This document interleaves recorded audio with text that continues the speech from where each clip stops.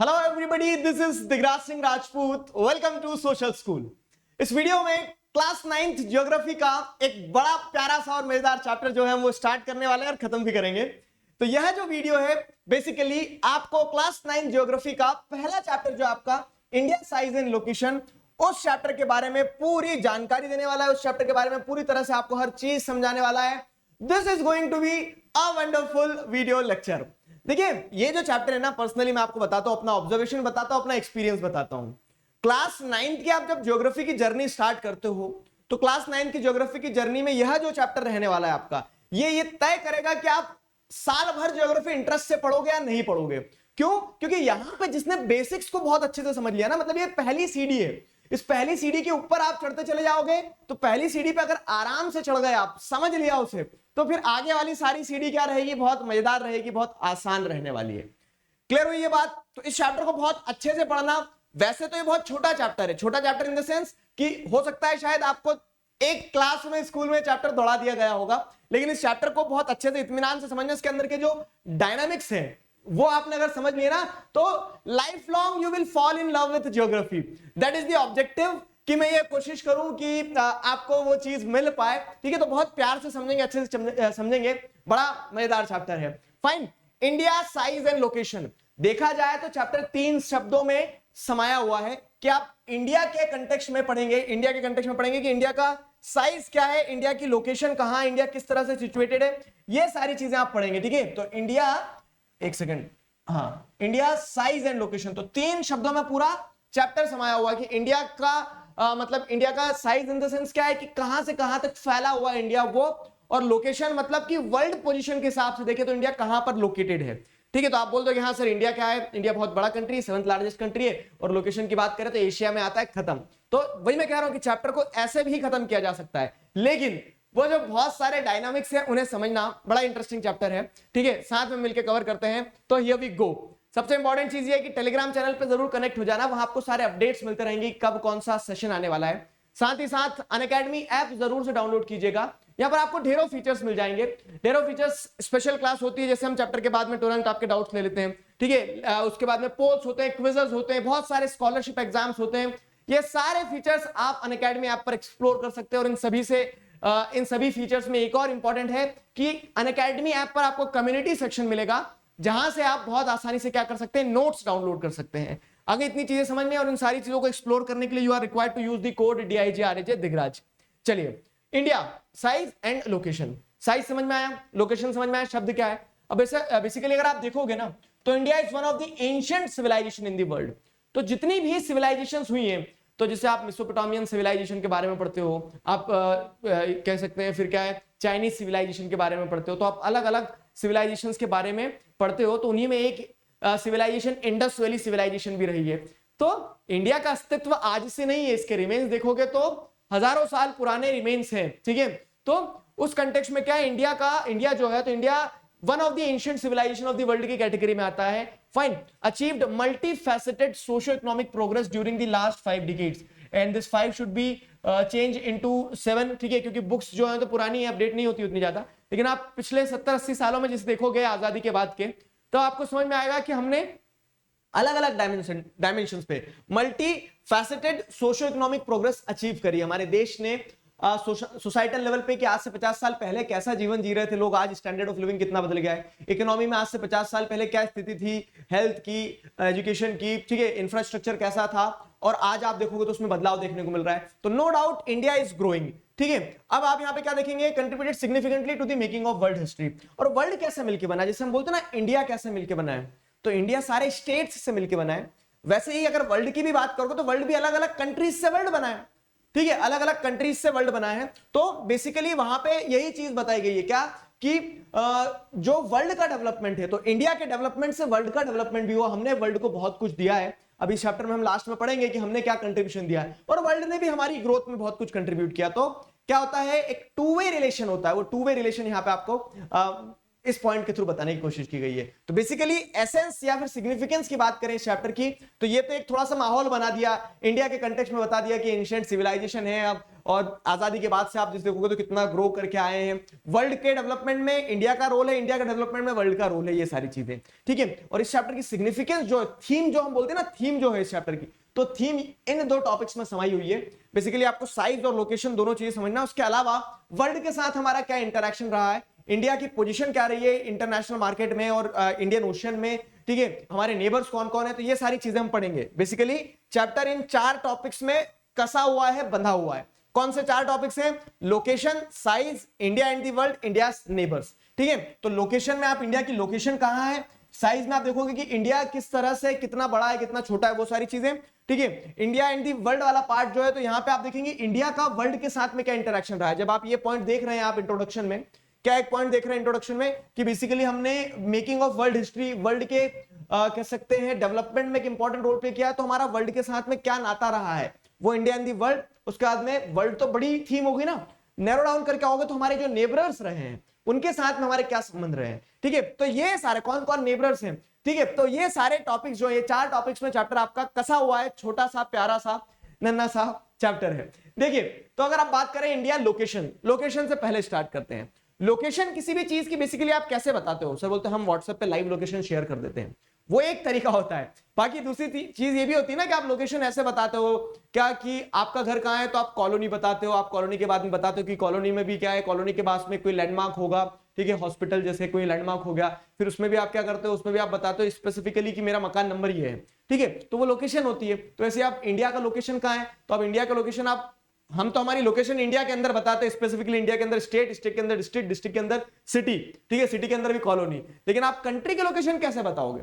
तो कंट्री की लोकेशन कैसे बताई जाती है? तो यहां पे आपको एक चीज बताई समझना होगा कि आप जब वर्ल्ड को होलिस्टिक पर्सपेक्टिव में देखते हो तो आप वर्ल्ड को डिवाइड करते हो। वर्ल्ड में आप क्या करते हो, जैसे बोलते हैं ना कि ईस्ट की तरफ, वेस्ट की तरफ, नॉर्थ की तरफ, साउथ की तरफ, तो वैसे आप कंट्री की लोकेशंस या फिर कह सकते हैं वर्ल्ड में एक बड़े पार्ट की लोकेशन को ऐसे आइडेंटिफाई करते हो। तो यहाँ क्या लिखा है कि India is a vast country. Vast country, तो अब वास्ट कंट्री तो उस कंटेक्स्ट में आप कोई गली मोहल्ले का नाम नहीं लिखोगे, ठीक है। आप कंट्री को लोकेट कैसे करोगे? तो it lies entirely in the northern hemisphere, ठीक है। अब यहां पर क्या हो रहा है, मैं ये मान के चल रहा हूं, सुनो अच्छे से समझना। हाँ, मैं आपको बहुत बेसिक्स से इसलिए पढ़ाऊंगा क्योंकि कुछ बच्चे ऐसे भी होंगे जो पहली बार पढ़ रहे होंगे मेरे साथ, ठीक है। कुछ बच्चे ऐसे भी होंगे जिन्हें सब पता है, सर हम 6, 7, 8 से पढ़ते आ रहे हैं तो हमें तो बेसिक्स सारे क्लियर है ना। तो जिन्हें बेसिक्स सारे क्लियर, एक बार रिवाइज कर लो। जिन्हें कुछ नहीं पता है तो आप भी निश्चिंत रहो, मुस्कुराते रहो, बस आपको सारी चीजें समझाते चलता हूं। क्या लिखा है? India lies entirely in the northern hemisphere. अब ये हेमिस्फीयर क्या होता है देखो, तो ये आपको पता है अर्थ जो होता है हमारा स्फीयर होता है, ठीक है। अर्थ जो होता है हमारा क्या होता है? स्फीयर होता है। तो ये स्फीयर हो गया। अब पूरे स्फीयर में आप क्या देखते हो? 2 हिस्से हैं, एक ऊपर वाला एक नीचे वाला, ठीक है, ऊपर वाला नीचे वाला। तो हेमिस्फीयर का मतलब क्या होता है कि जो ऊपर वाला आधा हिस्सा है और एक नीचे वाला आधा हिस्सा है, ऐसे 2 हिस्से हो गए। तो India lies entirely in the northern hemisphere. Northern hemisphere से क्या तात्पर्य है कि नॉर्थ जो है ना, तो इंडिया पूरी तरह से कहां लाई करता है?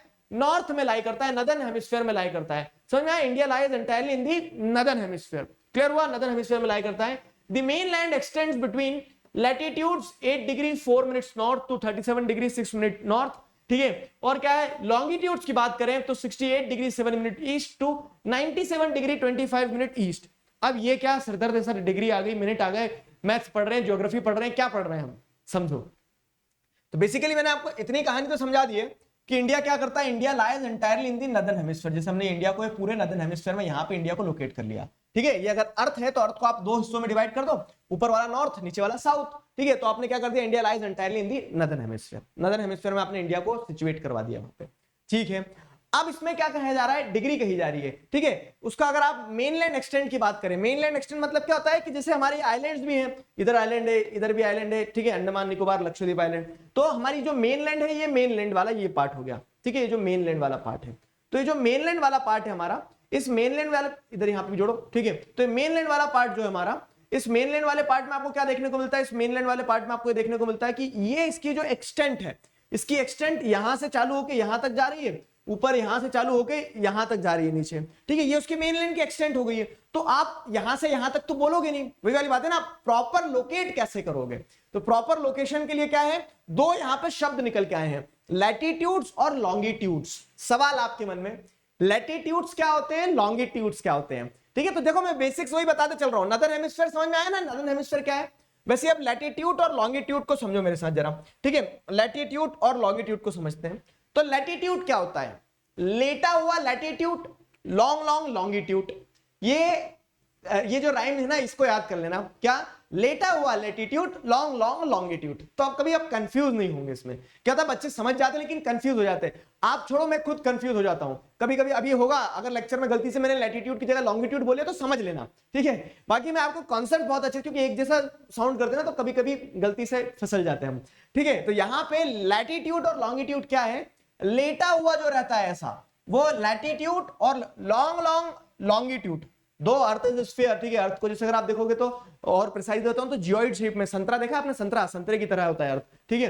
तो उस कारण से क्या है, आपको ये देखने को मिलता है कि वैसे तो क्या है, ये लैटिट्यूड और लॉन्गिट्यूड बराबर ही होना चाहिए, लेकिन थोड़ा सा डिफरेंस आता है उनके किलोमीटर डिग्रीज में, ठीक है। वो उसमें मतलब और ज्यादा बेसिक्स में नहीं घुसेंगे हम, तो मैं आपको लेकिन समझाते ऐसे चल रहा हूं कि क्या हो रहा है। ये लेटे हुए लैटिट्यूड होते हैं, लॉन्ग लॉन्ग लॉन्गिट्यूड होते हैं। लैटिट्यूड और लॉन्गिट्यूड बनाए क्यों जाते हैं, सवाल ये है। सिलेबस बढ़ा दिया हमारा, ठीक है। सिलेबस नहीं बढ़ाया बाबू। क्या हो रहा है ना, अब जैसे एक मान लो क्या है, एक स्क्वायर है, समझना अच्छे से, स्क्वायर है। तो स्क्वायर पे अगर कोई यहां पे खड़ा है, ठीक है, तो आप बोल सकते हो क्या कि ही इज इन दी, कह सकते हैं ही इज इन दी, कह सकते हैं ईस्टवर्ड, ठीक है, ईस्ट साउथ ईस्ट, कह सकते हैं north east corner, he is standing in the north east corner. कोई अगर स्क्वायर पे यहां खड़ा हो तो आप बोल सकते हो सेंटर पे खड़ा हुआ है स्क्वायर के। कोई अगर स्क्वायर में यहां खड़ा हुआ है तो आप क्या बोल सकते हो, he is in the south west corner, south west corner. Directions को आइडेंटिफाई करना आसान है। अब आ जाओ जरा अर्थ पे, ठीक है। अर्थ पे मैं यहां खड़ा हूं, आप बोलोगे he is standing in the in front, ठीक है, तो मैं घूम के इधर पीछे आ जाऊंगा। अब बोलो, ठीक है, तो अब क्या बोलोगे, he is standing in the back, ठीक है, तो अब मैं क्या आ जाऊंगा, घूम के आगे जाऊंगा। तो फ्रंट बैक, ठीक है, नॉर्थ साउथ। अगर इसको नॉर्थ लोगे तो अर्थ को तो ऐसे भी घुमा सकते हैं। मतलब सर्कल वाली चीज जो रहेगी उसका कोई कोना नहीं होता है ना। सर्कल में कोना कहां से पकड़ोगे, समझ में आया? सर्कल में आप कोना कहां से पकड़ोगे, दिस इज द प्रॉब्लम।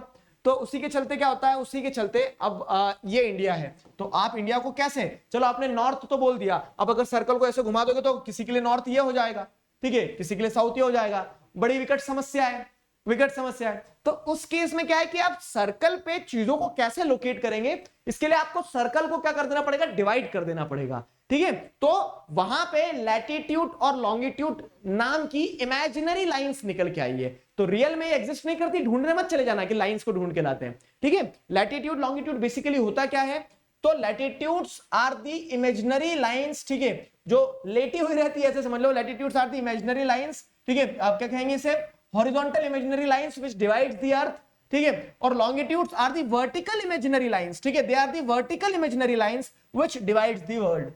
हमारा थंब रूल वही रहेगा, लेटा हुआ लैटिट्यूड, लॉन्ग लॉन्ग लॉन्गिट्यूड, ठीक है। तो उस सेंस में क्या है कि आपने अर्थ पे किसी भी लोकेशन को आइडेंटिफाई करने के लिए अर्थ को अलग अलग क्या कर दिया है, इमेजिनरी लाइंस में डिवाइड कर दिया है, ठीक है। तो अब इमेजिनरी लाइंस में एक सेंटर की लाइन होगी तो उसको 0 डिग्री बता दिया, 0 डिग्री लैटिट्यूड हो गया। अब ऐसे आप क्या चले जाओगे, 1 2 3 4 ऐसे 90 तक चले जाओगे, तो 90 डिग्री क्या हो गए, लैटिट्यूड्स हो गए ऐसे।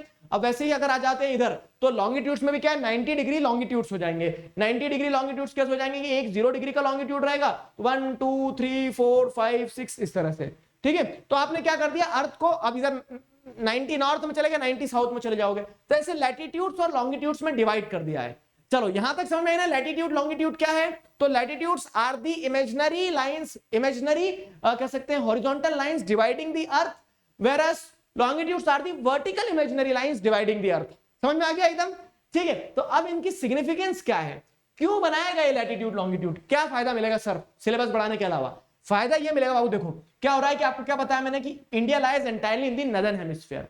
अब नदर्न हेमिस्फीयर में तो यहां पे भी कुछ आता है, तो नदर्न हेमिस्फीयर में यहां पे भी कुछ आता है, नदर्न हेमिस्फीयर में यहां भी कुछ, नदर्न हेमिस्फीयर में यहां भी, नदर्न हेमिस्फीयर में, नदर्न हेमिस्फीयर में कहां पे, जैसे आपने बोल दिया मैं भोपाल में रहता हूं, तो अब भोपाल में कहां पे, भोपाल तो बहुत बड़ा है, ठीक। तो वही चीज यहां पे बताई गई है कि प्रिसाइज लोकेशन के लिए, प्रिसाइज लोकेशन के लिए आप क्या कर रहे हैं, आप ये बोल सकते हो क्या कि India lies in the northern hemisphere. अब आपने जब इमेजिनरी लाइन से डिवाइड करके रखा है अर्थ को, पूरे ग्लोब को आपने इमेजिनरी लाइन से क्या करके रखा है, डिवाइड करके रखा है, तो आप ये बोल सकते हो ना कि 8 डिग्री 4 मिनट्स नॉर्थ से लगा के, ठीक है, 37 डिग्री 6 मिनट नॉर्थ, ठीक है, 8 डिग्री 4 मिनट नॉर्थ से 37 डिग्री 6 मिनट नॉर्थ तक, ठीक है, ये पूरा क्या है, ये इंडिया का लैटिट्यूडनल पोजीशन है, लैटिट्यूडनल पोजीशन। अगर सर एक में काम चल जाता ना, दूसरा और क्यों बना दिया, दूसरा और बनाया, देखो अब क्या है, तो ये 37 डिग्री 6 मिनट लगा लो, 37 डिग्री 6 मिनट नॉर्थ हो गया, और ये आपने क्या लगा लिया 8 डिग्री, ये 0 डिग्री यहां था तो उसके ऊपर चले गए ना 8 डिग्री, ठीक है, 8 डिग्री 4 मिनट्स नॉर्थ लगा लिया आपने।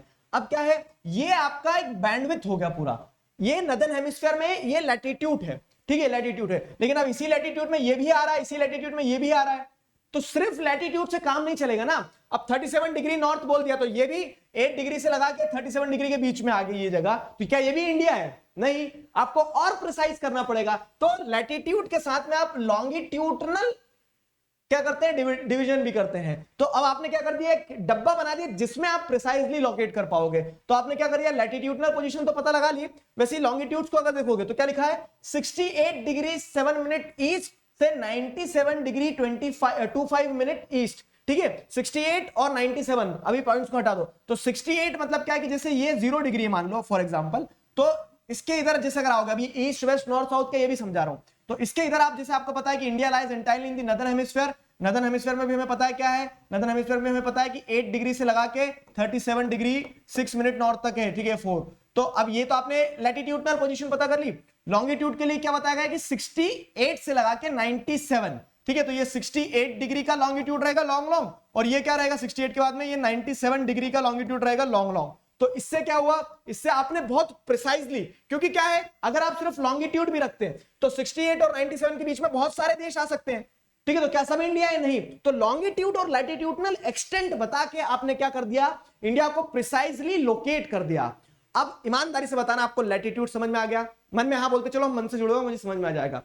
लॉन्गिट्यूड समझ में आ गया, लैटिट्यूड समझ में आ गया, नदर्न हेमिस्फीयर समझ में आ गया। अभी आपके मन में अगर एक कंफ्यूजन है, सर ये ईस्ट वेस्ट नॉर्थ साउथ क्या चल रहा है, ठीक है, I know you are going to say east और वेस्ट, ठीक है, लेकिन मैं आपको एक चीज समझाता हूं कि यहाँ पे ये ईस्ट वेस्ट क्यों लगाया जाता है। देखो, तो आपको क्या पता है, India lies entirely in the northern hemisphere, तो ये 0 डिग्री है, मतलब ये कबड्डी की लाइन है, इसके इधर टीम ए, इसके इधर टीम बी, ठीक है, तो ऊपर जो भी रहेगा वो नॉर्थ ही रहेगा, नीचे जो भी रहेगा वो साउथ ही रहेगा, ठीक है। तो ऊपर के सारे लैटिट्यूड्स क्या कहलाएंगे, नदर्न लैटिट्यूड्स कहलाएंगे, नीचे के सारे लैटिट्यूड्स क्या कहलाएंगे, सदर्न लैटिट्यूड्स कहलाएंगे। तो इस तरह से नॉर्थ और साउथ समझ में आया क्या है। तो अगर मान लो कोई कंट्री ऐसा है, ठीक है, जैसे ये फॉर एग्जांपल, चलो इसका ही देखते हैं एग्जांपल कि साउथ अमेरिका है, तो साउथ अमेरिका की जो सदर्न मोस्ट एक्सटेंट रहेगी वो साउथ के लैटिट्यूड पे आएगी, तो जो भी डिग्री रहेगी एक्स वाई जेड, ठीक है, जो भी डिग्री रहेगी उसके आगे क्या लगेगा, साउथ लगेगा। लेकिन इंडिया साउथ अमेरिका के जो नदर्न पॉइंट रहेगा, तो वो क्योंकि नदर्न हेमिस्फीयर में आ रहा है ना, तो उसके आगे क्या लगेगा, जो भी डिग्री रहेगी एक्स वाई जेड डिग्री, ठीक है, नॉर्थ लगाओगे आप, समझ में आ गया, नॉर्थ लगाओगे आप। तो इस तरह से नॉर्थ और साउथ की डिग्रीज बनती है। ये नॉर्थ और साउथ किसमें बनेगा, लैटिट्यूड पे बनेगा। लेकिन लॉन्गिट्यूड पे क्या बनेगा, लॉन्गिट्यूड पे मान लो ये 0 डिग्री है, ठीक है, अभी हम पढ़ेंगे 0 डिग्री कहां पे से निकलती है, तो ग्रीनविच मीन टाइम जो होता है कहां से, इंग्लैंड से, तो ग्रीनविच मीन टाइम जो है तो वो क्या है, स्टैंडर्ड माना गया है, उसको लॉन्गिट्यूड का 0 माना गया है, ठीक है, लॉन्गिट्यूड का 0 माना गया, वहीं से हमारे टाइम चेंज होते हैं, तो उसको लॉन्गिट्यूड का 0 माना गया, तो वो वहां 0 डिग्री हो गया, ठीक है, अच्छे समझना, वहां 0 डिग्री हो गया। तो उसके ईस्ट में, ठीक है, जैसे यही है, हाँ एकदम प्रिसाइजली ये यहीं से तो निकल रहा है, देखो ये ब्रिटेन के यहां से, ये पिंक कलर में, ठीक है, तो उसके अब ये 0 डिग्री हो गया, तो इसके वेस्ट में सारा क्या रहेगा, इसके वेस्ट में सारा मतलब इसके वेस्ट में जितनी भी डिग्रीज रहेंगी तो वो क्या कहलाएंगी, वो वेस्टर्न डिग्रीज कहलाएंगी, और इसके ईस्ट में जितनी भी डिग्रीज रहेंगी या फिर जितने भी लॉन्गिट्यूड्स रहेंगे वो ईस्टर्न कहलाएंगे। तो अब इंडिया कहां लाए करता है, तो इंडिया लाए करता है नदर्न हेमिस्फीयर में, आपको पता है, ठीक है, समझो अच्छे से, ठीक है, इंडिया लाए करता है नदर्न हेमिस्फीयर में। तो आपको ये तो क्लैरिटी हो गई है कि हमारी लॉन्गिट्यूडनल लैटिट्यूडनल डिग्रीज जो रहेगी वो नॉर्थ ही कहलाएगी। लेकिन अब अगर लॉन्गिट्यूडनल डिग्रीज की बात करें तो 0 डिग्री लॉन्गिट्यूड ये यहां से निकला हुआ है, ठीक है, 0 डिग्री लॉन्गिट्यूड वर्ल्ड में यहां से निकला हुआ है, इंडिया को इग्नोर करना है, वर्ल्ड के मैप को देखना, वर्ल्ड में यहां से निकला हुआ है। तो उस हिसाब से अगर आप देखोगे, उस हिसाब से देखोगे तो ये 0 डिग्री, तो इसके इधर जितनी भी प्लेसेस आएगी उसमें वेस्ट कहलाएगा, इसके इधर जितनी भी प्लेसेस आएगी उसके आगे क्या डिग्री लगेगी, ईस्ट डिग्री लगेगी। तो हमारी क्या 68 डिग्री से लगा के 97 डिग्री, 68 से 97 डिग्री के बीच में क्या आगे क्या लगेगा, ईस्ट लगेगा। ईस्ट क्यों लगेगा, समझ में आ गया। तो चाहे इंडिया का वो ईस्टर्न पॉइंट हो या चाहे इंडिया का वेस्टर्न पॉइंट हो, लेकिन लॉन्गिट्यूडनल एक्सटेंट जो रहेगी हमारी वो हमेशा क्या रहेगी, ईस्ट ही रहेगी। लॉन्गिट्यूडनल एक्सटेंट हमारी ईस्ट ही रहेगी, कंफ्यूजन नहीं होना चाहिए। चलो अब एक इंटरेस्टिंग एनालिसिस करते हैं अपन, ठीक है, एक इंटरेस्टिंग एनालिसिस करते हैं। तो वर्ल्ड में अगर मान लो क्या ये 0 डिग्री है, वर्ल्ड में ये 0 डिग्री क्या है, ये 0 डिग्री मन में आंसर दो, 0 डिग्री लैटिट्यूड है, और वर्ल्ड का ये 0 डिग्री क्या है, लॉन्गिट्यूड है अगर मान लो वर्ल्ड मैप पे, ठीक। तो अब आप एक कॉन्टिनेंट को देखो, वो एक कॉन्टिनेंट कौन सा है, अफ्रीका। अफ्रीका का नदर्न मोस्ट एक्सटेंट ये है, ठीक है, सदर्न मोस्ट एक्सटेंट ये है, वेस्टर्न मोस्ट एक्सटेंट ये है अफ्रीका का, और ईस्टर्न मोस्ट एक्सटेंट ये यहां से सोमालिया के यहां से निकल रहा होगा, ठीक है। तो अब आपसे मैं सिंपल सी चीज ये पूछता हूं, ठीक है, मतलब 0 डिग्री तो आपको समझ में आ ही गया था ना, तो ये उसका एक्सटेंट हो गया पूरा, ठीक है, ये पूरा उसका एक्सटेंट हो गया, यहां 0 डिग्री यहां है और यहां 0 डिग्री ये यहां है 0 डिग्री, ठीक है। तो अब अगर अफ्रीका की लॉन्गिट्यूडनल लैटिट्यूडनल एक्सटेंट बताना हो, उसको लोकेट करना हो, तो किधर क्या ईस्ट वेस्ट लगेंगे, तो लॉजिक लगाना है बस कि ये 0 डिग्री है, अगर 0 डिग्री लॉन्गिट्यूड है, 0 डिग्री लॉन्गिट्यूड है, तो उसके ईस्ट में, तो ये वाली डिग्री जो भी रहेगी, इस डिग्री के आगे क्या लगेगा, ईस्ट लगेगा, ठीक है। अब अफ्रीका का ये 0 डिग्री के इस तरफ हिस्सा आ रहा है, तो यहां क्या लगेगा, ये यानी जो भी डिग्री रहेगी, ये वाला जो भी लॉन्गिट्यूड रहेगा, वहां पे क्या लगेगा, मान लो अगर 10 डिग्री लॉन्गिट्यूड है तो 10 डिग्री वेस्ट लगेगा, क्यों, क्योंकि 10 डिग्री ईस्ट तो इसके इधर आगे आएगा ना, तो ईस्ट और वेस्ट में ऐसे क्लैरिटी रखना होती है। वैसे अगर अब क्या बात करें, वैसे अगर हम बात करें कहां कि लैटिट्यूडनल एक्सटेंट जो है, तो लैटिट्यूडनल एक्सटेंट ये अगर 0 डिग्री है, तो अफ्रीका से इक्वेटर तो 20 से निकल रहा है, ये इक्वेटर यहां से 20 से निकल गया ये, तो ऊपर का जो डिग्री रहेगी, ऊपर की जो लैटिट्यूडनल डिग्री रहेगी, उसके आगे क्या लगेगा, साउथ लगेगा, नहीं, उसके आगे नॉर्थ लगेगा, क्यों, क्योंकि वो 0 डिग्री के नदन पार्ट में है, मतलब 0 डिग्री लैटिट्यूड के नदन पार्ट में है, तो इस कारण से यहां पे क्या डिग्री लगेगी, आपकी नॉर्थ की डिग्री लगेगी, ठीक है, मतलब नदन लैटिट्यूड कहलाएगा वो। और वैसे ही क्या है, ये जो सदर्न मोस्ट एक्सटेंट है, तो वो सदर्न मोस्ट एक्सटेंट क्या कहलाएगी, वो सदर्न मोस्ट एक्सटेंट जो कहलाएगी वो मतलब जो भी लैटिट्यूड रहेगा, तो लैटिट्यूड साउथ का लगेगा वहां पे, आ गया समझ में। तो ये कहानी रहती है। अब सारी रामायण समझाने के बाद मैं आपसे एक सवाल पूछता हूं, मन में जवाब देना, ये इंडिया का सदर्न मोस्ट पॉइंट है, फिर भी इसको हम 8 डिग्री 4 मिनट नॉर्थ क्यों कहते हैं? जिन बच्चों ने मन में जवाब ये दे दिया, सर क्योंकि हम इंडिया जो है वो पूरा नदर्न हेमिस्फीयर में लाई करता है, मतलब आपको कॉन्सेप्ट है north south east west longitude latitude northern hemisphere southern hemisphere, सब एकदम मक्खन की तरह क्लियर हो गए हैं, ठीक है, समझ में आया। चलो, तो इतनी मशक्कत के बाद हम आगे बढ़ते हैं। अब देखो, इसको सिर्फ ऐसे समझाया जा सकता था, क्या इंडिया लैटिट्यूड है लॉन्गिट्यूड है, आगे बढ़ो, लेकिन अब आपको बेसिक समझ में आ गए अच्छे से। चलिए, बेसिक समझ में आ गए तो आगे बढ़ते हैं। अब क्या हो रहा है कि the Tropic of Cancer 23 degree 30 minute east divides the country into almost 2 equal parts. India की लोकेशन बता रहे हैं, तो आपने इंडिया की लोकेशन क्या बता दी, इंडिया की लोकेशन बेसिकली आपने ये बता दी कि इंडिया 8 डिग्री 4 मिनट नॉर्थ से लगा के 37 डिग्री 6 मिनट नॉर्थ तक लाई करता है, ठीक है, इंडिया नदर्न हेमिस्फीयर में है। लॉन्गिट्यूडनल एक्सटेंट जो है तो 68 डिग्री 7 मिनट ईस्ट से लगा के 97 डिग्री 25 मिनट ईस्ट तक उसकी लॉन्गिट्यूडनल एक्सटेंट है, ठीक। अब उसके बाद में एक चीज बताई गई है कि इंडिया को बीच से एक लाइन डिवाइड करती है, ये जो बीच से लाइन डिवाइड करती है इसका नाम क्या है, ट्रॉपिक ऑफ कैंसर। अब कुछ बच्चे ऐसे सोच रहे होंगे सर यहाँ पे शायद कैंसर वैंसर हो जाता है, क्योंकि मैं बच्चा था जब मैं ये सोचता था, ठीक है, तो ऐसा बिल्कुल नहीं है। ये एक इमेजिनरी लाइन है जो कंट्री को ऑलमोस्ट 2 पार्ट्स में डिवाइड करती है, ठीक है, एक इमेजिनरी लाइन है जो कंट्री को ऑलमोस्ट 2 पार्ट्स में डिवाइड करती है। 2 पार्ट्स में कैसे, क्योंकि जैसे ये जैसे आप वर्ल्ड को देखोगे ना, तो वर्ल्ड क्या है, वर्ल्ड को इक्वेटर जो होता है 0 डिग्री वो नदर्न हेमिस्फीयर और सदर्न हेमिस्फीयर में डिवाइड करता है, तो वैसे ही इंडिया को अगर आप देखोगे तो इंडिया को भी एक लाइन जो है, अब ऐसा नहीं कि इंडिया के लिए ड्रॉ करी हमने, ये 23 डिग्री की बहुत बड़ी सिग्निफिकेंस होती है। आप जब क्लाइमेट चैप्टर पढ़ोगे, अभी आगे मैं आपको और समझाऊंगा अभी, तो 23 डिग्री ऐसी होती है जहां तक सोलर इंसुलेशन डायरेक्ट जाती है। 23 डिग्री के बाद में सोलर इंसुलेशन जाती तो है लेकिन टिल्ट होके जाती है, तो ये एरिया जो है ना, इतना एरिया, ठीक है, 23 डिग्री के नीचे वाला एरिया, ये बहुत सिग्निफिकेंट होता है। कैसे, जैसे अगर ये ग्लोब है तो ग्लोब में ये 23 डिग्री, ये 23 डिग्री और ये 0 डिग्री, ठीक है, ये 0 डिग्री इक्वेटर है, तो इक्वेटर से 23 डिग्री तक का एरिया और मतलब नॉर्थ में, और इक्वेटर से 23 डिग्री तक का एरिया साउथ में, ये बहुत सिग्निफिकेंट एरिया कहलाता है, ठीक है, इतना बहुत सिग्निफिकेंट एरिया कहलाता है। समझ में आया ना पॉइंट, तो इसको इक्वेटोरियल रीजन कहेंगे आप पूरा का पूरा, ये जो है तो मतलब ये ट्रॉपिकल रीजन है, ठीक है। इस ट्रॉपिकल रीजन में क्या होता है, सोलर इंसुलेशन डायरेक्ट वगैरह रहती है, तो अभी जब आगे आप क्लाइमेट चैप्टर वगैरह पढ़ोगे तो अब इसमें बहुत डिटेल में जाएंगे हम, और ये बहुत सिग्निफिकेंट चीज होती है, ठीक है। चलिए, तो the southern most point of the Indian, नहीं अभी तो इधर है, फाइन। तो ट्रॉपिक ऑफ कैंसर इंडिया को डिवाइड करता है। अगर आपसे इंडिया की लोकेशन पूछी जाएगी तो आप बहुत बेहतरीन तरह से लिख सकते हो, नदर्न हेमिस्फीयर में है, लॉन्गिट्यूडनल लैटिट्यूडनल एक्सटेंट क्या है, इंडिया को ऑलमोस्ट 2 हिस्सों में डिवाइड करता है। 23 डिग्री का लैटिट्यूड, 23 डिग्री का मतलब 8 9 10 11 ऐसे, 23 डिग्री का लैटिट्यूड, 23 डिग्री 30 मिनट्स का लैटिट्यूड, ऑलमोस्ट इंडिया को 2 पार्ट्स में डिवाइड कर देता है, इंडिया का नॉर्थ इंडिया का साउथ, ठीक है, इंडिया का नॉर्थ इंडिया का साउथ है, ये वर्ल्ड का नहीं। समझ में आया, ये कहानी हो गई है। अब अगर और बात करें, to the south east and south west of mainland lies the Andaman Nicobar island and the Lakshadweep island in bay of Bengal and Arabian sea respectively.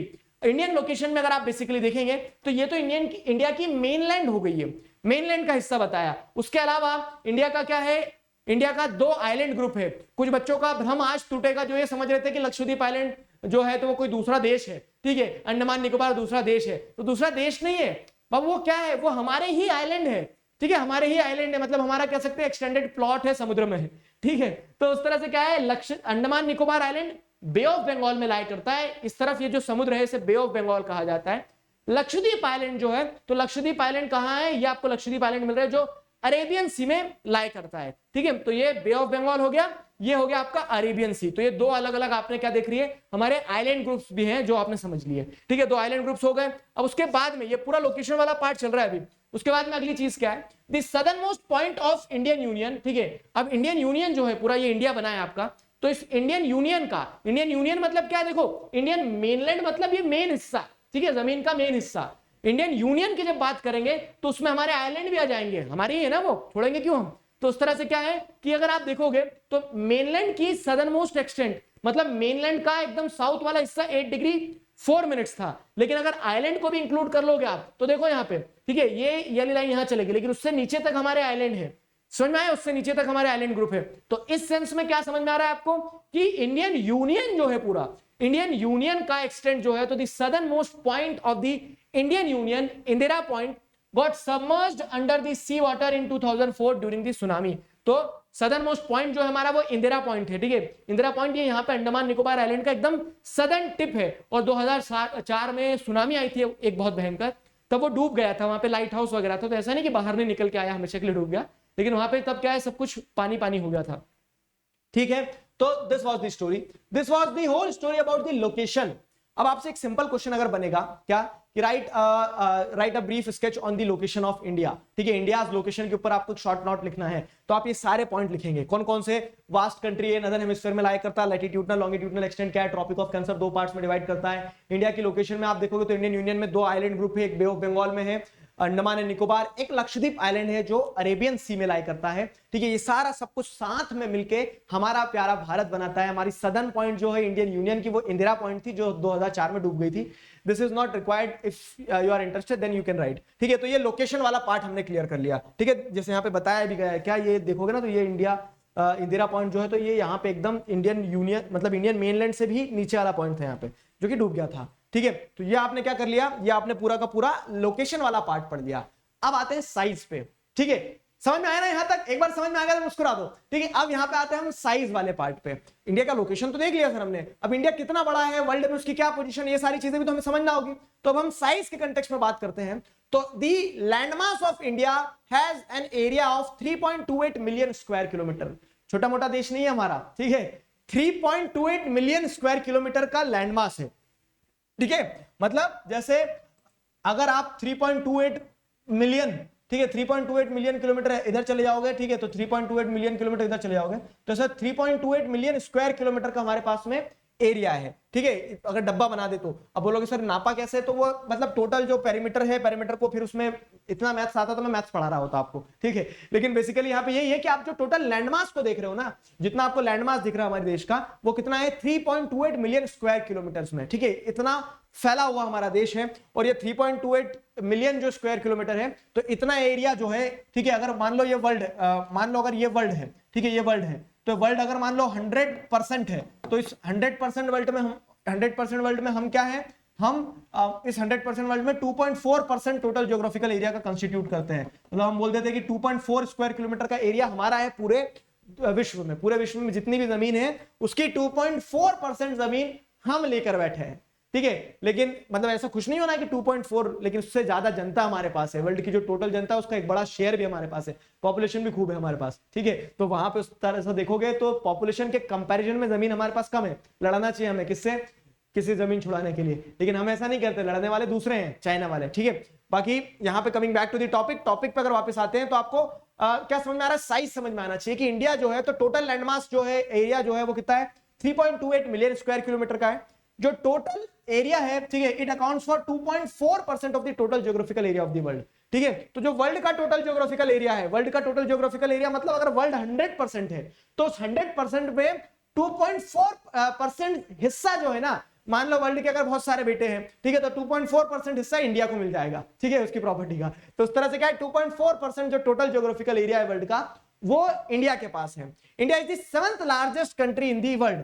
अब वर्ल्ड में अगर आप रैंकिंग देखोगे ना एरियाज के टर्म्स में, साइज के टर्म्स में, तो साइज के टर्म्स में आप क्या देख रहे हैं कि इंडिया सेवंथ लार्जेस्ट कंट्री है। सेवंथ लार्जेस्ट कंट्री मतलब बहुत सारे हमसे छोटे देश और हैं, अच्छी बात है, ठीक है, लगभग 198 कंट्रीज हैं, उसमें से हमसे छोटे देश और भी हैं बहुत सारे, लेकिन हमसे बड़े देशों की अगर बात की जाए तो 6 और बड़े देश हैं हमसे। वो कौन कौन से हैं ये ध्यान रखना, क्योंकि देखो कॉम्पिटिटिव कुछ बच्चे मुझे पता है कि कॉम्पिटिटिव एग्जाम्स की तैयारी कर रहे हैं, आप 10th में एनटीएससी की तैयारी करोगे तब तो आपको ये सारी चीजें ध्यान रहना चाहिए हमेशा के लिए, लेकिन उसके अलावा इन जनरल भी हमें थोड़ी जानकारी रहना चाहिए, कल को आप एग्जाम देते हो तब भी जानकारी रहना चाहिए कि इंडिया से 6 और बड़े देश हैं, ठीक है। 6 और बड़े देश कौन कौन से हैं देखो, तो 6 और बड़े देश में आप क्या देखोगे, 6 और बड़े देश में आपको देखने को मिलेगा Russia, Canada, USA, China, Brazil, Australia, ठीक है। तो ये 6 और बड़े देश हैं।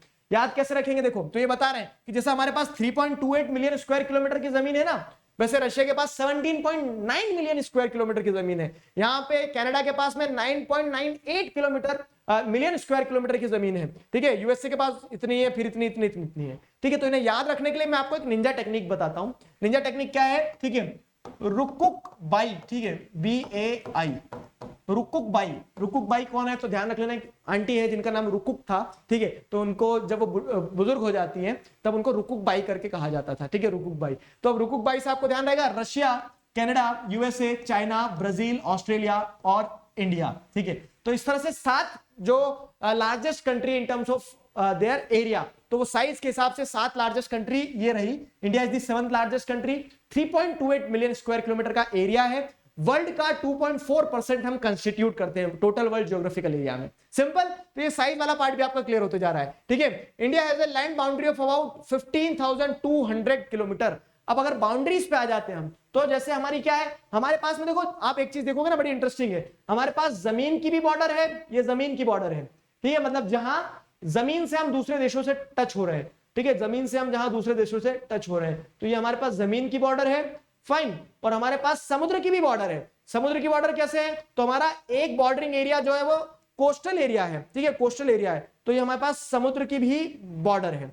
समझ में आ गया, समुद्र की भी बॉर्डर है। अब बेसिकली आपको ये चीज समझना होगी बहुत अच्छे से, क्या कि लैंड एरिया मतलब लैंड बॉर्डर और कोस्टल लाइन जो है, तो इनका किलोमीटर में कितना हमारे पास क्या एरिया है, तो 15,200 किलोमीटर के हमारे पास लैंड बॉर्डर है। ये सब कुछ इंडिया साइज में जा रहा है, तो 15,200 किलोमीटर के हमारे पास लैंड बॉर्डर है। और वही सी बॉर्डर की अगर बात की जाए या फिर कोस्ट लाइन की बात की जाए तो 7,516 पॉइंट कुछ, ठीक है, कितना है 7,000 किधर गए, हाँ 7,516.6 किलोमीटर जो है हमारे पास क्या है, वो हमारा कोस्ट लाइन का लेंथ है। समझ में आया ना पॉइंट क्या है। तो इस तरह से India is the 7th largest country of the world, ठीक है। हमारी अगर लैंड बाउंड्री की बात की जाए तो 15,200 किलोमीटर की लैंड बाउंड्री है। और वहीं पे पैरेलल में अगर आप देखें, पैरेलल में क्या देखेंगे, हमारी जो कोस्ट लाइन है, तो कोस्ट लाइन 7,516 किलोमीटर की हमारी कोस्ट लाइन है। ये इंडिया का एक्सटेंट है, ठीक है, ये इंडिया का एक्सटेंट है।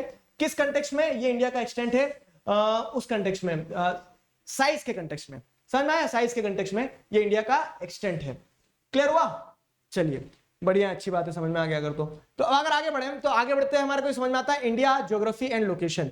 अब आपने इंडिया का क्या कर लिया, साइज देख लिया, इंडिया का लोकेशन देख लिया। अगर ज्योग्राफी के हिसाब से भी थोड़ा लोकेशन को समझे ना, तो ज्योग्राफी के हिसाब से लोकेशन को समझना इंपॉर्टेंट है, और उससे आपको एक कॉन्सेप्ट समझ में आ जाएगा, वो टाइम लैग वाला, ठीक है, लैटिट्यूड लॉन्गिट्यूड की सिग्निफिकेंस समझ में आ जाएगी, और कुछ इंपॉर्टेंट क्वेश्चंस हैं जो मैं आपको समझा दूंगा, ठीक है। तो ये और इंटरेस्टिंग पार्ट चैप्टर के स्टार्ट हो रहा है। दो जो ब्रॉड टॉपिक्स बन सकते थे आपके, इंडिया का लोकेशन और इंडिया का साइज, ये दोनों चीजें क्लियर हो गई है। तो इंडिया का लोकेशन आपको पता है, नदर्न हेमिस्फीयर, लैटिट्यूडनल लॉन्गिट्यूडनल, वो सारा सब कुछ। साइज में आपको पता है 3.28 million square kilometre total area है, 2.4% वर्ल्ड का कंस्टिट्यूट करते हैं, 7th लार्जेस्ट कंट्री है। कोस्टल एरिया कितना है, लैंड बॉर्डर कितनी है हमारी, ठीक है। तो ये पूरा आपने क्या कर लिया, साइज वाला पार्ट पढ़ लिया। अब आगे बढ़ते हैं, तो इंडिया ज्योग्राफी एंड लोकेशन। तो India is bounded by young fold mountains in the north west, north and north east, ठीक है। देखो ये चीज आपको सीखना होगी, अब आप बड़े हो गए, आप क्लास 9th में आ गए, अब ज्योग्राफी में आपको और मजा आने वाला है। तो जब भी कोई डायरेक्शन वगैरह से पूछा जाए, उधर इधर ऐसे नहीं करना है, आपको प्रिसाइज होना पड़ेगा। अगर आप ये इंडिया की बात कर रहे हो तो इंडिया का नॉर्थ ये होता है, ठीक है। अब आपसे क्या लिखा गया है यहाँ पे कि India is bounded by young fold mountains in the north west. North west में यंग फोल्ड माउंटेन है, तो ये अगर नॉर्थ है तो नॉर्थ वेस्ट क्या होगा, ये होगा नॉर्थ वेस्ट, है ना। नॉर्थ वेस्ट में आपको इंडिया के क्या देखने को मिल रहा है, यंग फोल्ड माउंटेन्स देखने को मिल रहे हैं। कौन से हैं वो यंग फोल्ड माउंटेन्स, हिमालयाज हैं, ठीक है। तो वो हो गया। फिर नॉर्थ वेस्ट के बाद में क्या जाएगा, नॉर्थ, तो नॉर्थ में भी हिमालयाज फैले हुए हैं। उसके बाद क्या है, नॉर्थ ईस्ट, तो उसके बाद में क्या है, नॉर्थ ईस्ट में भी आपको क्या देखने को मिल जाएगा, हिमालयाज देखने को मिल जाएंगे। तो इस तरह से क्या है, इंडिया पूरी तरह से क्या है, पूरी तरह से आपको क्या देखने को मिल रहा है, एक फैला हुआ देश है जिसका ज्योग्राफिकल लोकेशन आप देखोगे तो it is bounded by young fold mountains. Young fold mountains क्यों है, ये सब आप आगे इस साल ज्योग्राफी में पढ़ोगे। क्लास 9 की geography is the book which will make you fall in love with this subject. ठीक है, अगर आप अच्छे से पढ़ोगे तो बड़ा मजा आएगा, हर चीज में आपको कॉन्सेप्ट समझ में आ जाएंगे। तो हिमालयन माउंटेन जो है बेसिकली उनके बारे में बताया गया है यहाँ पे कि ज्योग्राफिकली ऐसे लोकेटेड है। ठीक है, south of about 22 degree north latitude. अब देखो ये मैंने आपको सब समझा दिया, अब इस शब्द सुनते से आप विजुअलाइज करोगे south of 22 degree latitude north. ठीक है, मतलब नदर्न हेमिस्फीयर की बात कर रहे हैं। नदर्न हेमिस्फीयर में 22 डिग्री का जो लैटिट्यूड रहेगा, ठीक है, ये लैटिट्यूड जो रहेगा 22 डिग्री का मान लो, इसके साउथ में, तो मतलब इस पार्ट की बात की जा रही है। आया ना समझ में? शब्द सुनते से विजुअलाइजेशन स्ट्रांग होना चाहिए, शब्द सुनते से विजुअलाइजेशन स्ट्रांग होना चाहिए। तो क्या बताया गया देखो यहाँ पे, तो south of about 22 degree north latitude it begins to taper and extend towards the Indian ocean, dividing it into two seas, the Arabian C on the west and the bay of Bengal on east. ठीक है, तो अब क्या हो रहा है कि अब साउथ में जैसे आप जाओगे किसके 22 डिग्री लैटिट्यूड, ठीक है, northern latitude 22 degree northern latitude के साउथ में जाओगे तो आपको क्या देखने को मिल रहा है कि ये जो इंडियन मेनलैंड है, ठीक है, इट इज टैपरिंग। ठीक है, इट इज टैपरिंग मतलब क्या होता है, जरा से पतला होते जा रहा है और एक्सटेंड कर रहा है कहां पे, इंडियन ओशन में एक तरह से ऐसा प्रोट्रूड कर गया, घुस गया है। ठीक है, तो इंडियन ओशन को उसने ऑलमोस्ट दो पार्ट में डिवाइड कर दिया है। ठीक है, ये जो पेनिनसुला पार्ट है हमारा, पेनिनसुला क्या होता है ध्यान रखना कि एक लैंडमास, ये लैंडमास है, इस तरफ पानी, इस तरफ पानी, इस तरफ पानी। एक लैंडमास जब तीन तरफ से पानी से घिरा हुआ रहता है तो वो क्या कहलाता है, वो पेनिनसुला कहलाता है। ठीक है, वो पेनिनसुला कहलाता है और वही चीज आपको यहां देखने को मिल रही है। तो ये 22 डिग्री नॉर्थ लैटिट्यूड के साउथ में आप जाओगे तो वो लैंडमास जो है वो क्या कर रहा है, ऑलमोस्ट दो पार्ट्स में डिवाइड कर दे रहा है, किसको, इंडियन ओशियन को। ठीक है, इंडियन ओशियन को दो पार्ट्स में डिवाइड कर दे रहा है, बे ऑफ बंगाल और Arabian sea, bay of Bengal और अरेबियन सी दो पार्ट्स में डिवाइड कर दे रहा है। समझ में आया? ये कहानी हो गई आपकी। तो ये कहानी हो गई Arabian C on the west and Bay of Bengal on its east. Clear हुआ? Indian longitude and latitude and their significance. तो देखो आपको ज्योग्राफिकल लोकेशन समझ में आ गई, पॉइंट समझ में आ, जैसा चैप्टर में ट्रांजिशन हो रहा है थोड़ा सा, आपको इंडिया की लोकेशन ज्योग्राफिकली वो क्या बताना चाह रहे थे वो भी समझ में आ गई है। ठीक है, ज्योग्राफिकली यंग फोल्ड माउंटेन्स है, कोस्ट लाइन जो है तो वो प्रोट्रूड करती है इंडियन ओशियन में, बे ऑफ बंगाल और अरेबियन सी दो आजू बाजू में उसके सी है। ठीक है, ये सब कुछ हो गया। अब अगर आगे बढ़े तो अब यहाँ पे आपको एक चीज, मतलब ये टॉपिक के अंदर से टॉपिक में छाट के बता रहा हूं ताकि आपको कॉन्सेप्ट समझने में आसानी हो। क्या हो रहा है कि India longitude and latitude and their significance, तो इंडिया के जो लॉन्गिट्यूड और लैटिट्यूड आपने देखा ना 8 डिग्री से 37 डिग्री, 68 से 97 डिग्री, तो ये एक्सटेंट जो है हमारी, ये इसकी सिग्निफिकेंस क्या है। ठीक है, अलग अलग लॉन्गिट्यूडनल और लैटिट्यूडनल पोजीशन कंट्री में भी होगी, तो कंट्री 8 डिग्री से लगा के 37 तक है, तो कंट्री में कहीं पे 10 डिग्री वाली जगह भी होगी और कंट्री में कहीं पे 35 डिग्री वाली जगह भी होगी, और दोनों जगह में फर्क है। केरला में और कश्मीर में फर्क है नहीं है। ठीक है, कैसे? क्लाइमेट का फर्क है, वहां के रहन सहन का फर्क है, वहां के लोगों कल्चर का डिफरेंस है। ठीक है, वहां के लोगों कपड़े पहनने के तरीका जो है वो अलग है। क्यों है? तो वो सब कुछ इन्फ्लुएंस होता है इस लैटिट्यूडनल एक्सटेंट से, मतलब लैटिट्यूडनल एक्सटेंट से इन द सेंस कि कंट्री वर्ल्ड के अलग अलग पार्ट पे अलग अलग तरह से वेदर, क्लाइमेट, इन सारी चीजों का इन्फ्लुएंस होता है। वो कैसे है वो मैं आपको समझाने की कोशिश करता हूं। ठीक है, वैसे ये लॉन्गिट्यूड है, तो लॉन्गिट्यूड का क्या काम होता है सर? ठीक है, लॉन्गिट्यूड का काम क्या होता है, इमेजिनरी लाइन है, तो लोकेशन के अलावा भी दूसरा आप एक और पैटर्न ड्रॉ आउट कर सकते हो लैटिट्यूड और लॉन्गिट्यूड के बेसिस पे। वो क्या है वो समझाता हूं मैं आपको। क्लियर? तो देखो, तो यहां पे क्या है, latitudinal and longitudinal extent of mainland is about 30 degree. ठीक है, despite this fact the east west extent appears to be smaller than the north south extent. Explain, ये क्या बवाल है? ठीक है, तो यहां पे कहानी समझना अच्छे से। ठीक है, क्या कहा जा रहा है कि अगर आप एक्सटेंट देखोगे तो ये क्या है, लॉन्गिट्यूडनल एक्सटेंट है। ठीक है, ये लॉन्गिट्यूडनल एक्सटेंट है, बोलो हाँ। लॉन्गिट्यूडनल एक्सटेंट कैसी है, मतलब ये लॉन्गिट्यूडनल एक्सटेंट ऐसी है कि ये ईस्ट है और ये क्या है, ये है वेस्ट। ठीक है, ईस्ट और वेस्ट हो गया ये, तो ये लॉन्गिट्यूडनल एक्सटेंट में ईस्ट और ये वेस्टर्न पॉइंट हो गया। तो ये यहां से क्या है, 68 से लगा के 97, 68 से 78, 78 से 88 और 88 से 98। ठीक है, तो अप्रॉक्स हम बोल सकते हैं 30 डिग्री। ठीक है, अप्रॉक्स लेके चलते हैं, अप्रॉक्स 30 डिग्री। ठीक है, क्योंकि 0.257 तो इसे अप्रॉक्स 30 डिग्री ले लेते हैं हम।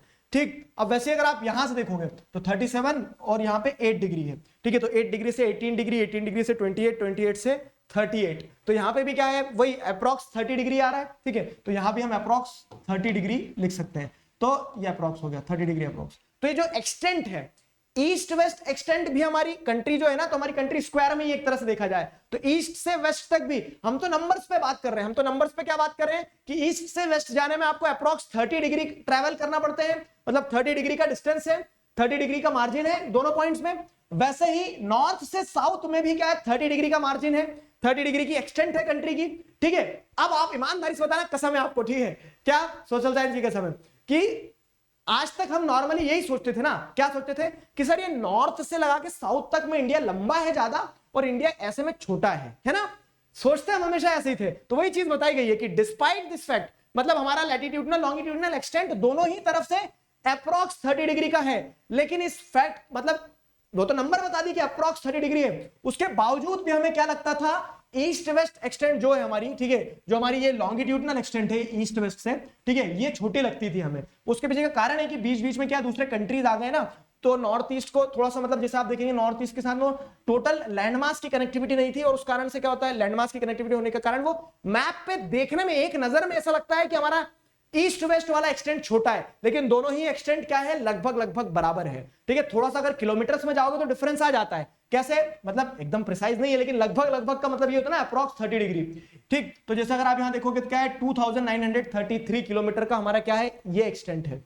ठीक है, ये एक्सटेंट हमारा है, ठीक, ईस्ट वेस्ट। और वैसे अगर आप ये वाला एक्सटेंट देखोगे तो 3214 किलोमीटर का। अब आप बोलोगे सर 200-250 किलोमीटर का डिफरेंस है, लेकिन हजारों में 200-250 की कोई गिनती नहीं होती, जैसे लाखों में हजारों की गिनती नहीं होती है, जैसे हजारों में 100 की कोई गिनती नहीं होती है, तो अप्रॉक्स बराबर ही है। नो डाउट नॉर्थ साउथ थोड़ा बड़ा है, लेकिन डिग्रीज के टर्म्स में देखोगे तो ज्यादा डिफरेंस नहीं आता है, ठीक है, ज्यादा डिफरेंस नहीं आ रहा है यहाँ पे। ये पॉइंट था, समझ में आया, ये पॉइंट था। तो किधर गए हम, हाँ, तो यहां ये कहानी समझ में आ गई ना, क्या कहना चाह रहे हैं कि लॉन्गिट्यूडनल एडिट्यूडनल एक्सटेंट क्या है, उसके सिग्निफिकेंस पे तो आएंगे हम। सिग्निफिकेंस ये है कि जो लॉन्गिट्यूडनल एक्सटेंट होती है ना, it influences the sunrise and sunset from east to west. कैसे, मतलब लॉन्गिट्यूड, अब सब भूल जाओ, सिर्फ लॉन्गिट्यूड ध्यान रखो।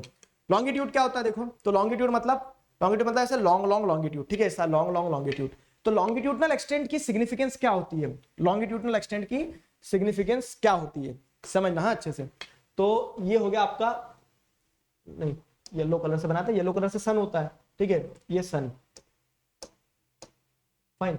अब ये सन की क्या आ रही है, रेज, आ जाओ, देखो अच्छे से समझना। हाँ, क्या हो रहा है कि लॉन्गिट्यूड जो है, तो लॉन्गिट्यूड की सिग्निफिकेंस क्या है, लॉन्गिट्यूड क्या होते हैं, ये लॉन्ग लॉन्गिट्यूड, इस तरह से लॉन्ग वाले लॉन्गिट्यूड, फाइन। तो लॉन्गिट्यूड की सिग्निफिकेंस ये कि जब सनरेज आ रही होती है ना, तो अभी सनरेज इस लॉन्गिट्यूड पे है। अब आपको पता है अर्थ कैसे घूम रहा है, इस तरह से अर्थ आपको ऐसे देखने को मिलता है कि क्या वेस्ट से ईस्ट की तरफ ऐसा रोटेट करता रहता है, ये रोटेशन हो रहा है अर्थ का, ठीक है, ऐसा रोटेट करता रहता है ये, ठीक है, वेस्ट से ईस्ट इस तरफ, ठीक। तो अब आपको क्या देखने को मिल रहा है कि जब सनरेज डायरेक्ट आती है यहाँ पे, ठीक है, सनरेज यहाँ पे डायरेक्ट आ रही है यहाँ पे, ठीक है, तो जब डायरेक्ट आएगी तो ये वाला जो लॉन्गिट्यूड है इस पे क्या हो रही होगी, सुबह हो रही होगी, ठीक है, इस पे सुबह हो रही होगी, और इधर पीछे जो होगा इस पे क्या हो रहा होगा, रात हो रही होगी। क्यों, क्योंकि सनरेज अभी इस वाले फेस पे है, इन सारे लॉन्गिट्यूड्स पे दिन रहा होगा, मतलब ये यहां से यहां तक ये 12 बज रहे होंगे रात के यहाँ पे, ठीक, मतलब दिन के यहाँ पे, ठीक है, और यहाँ पे रात के 12 बज रहे होंगे। अब होता क्या है, नहीं दिन के 12 यहाँ बज रहे होंगे तो रात के 12 यहाँ बज रहे होंगे।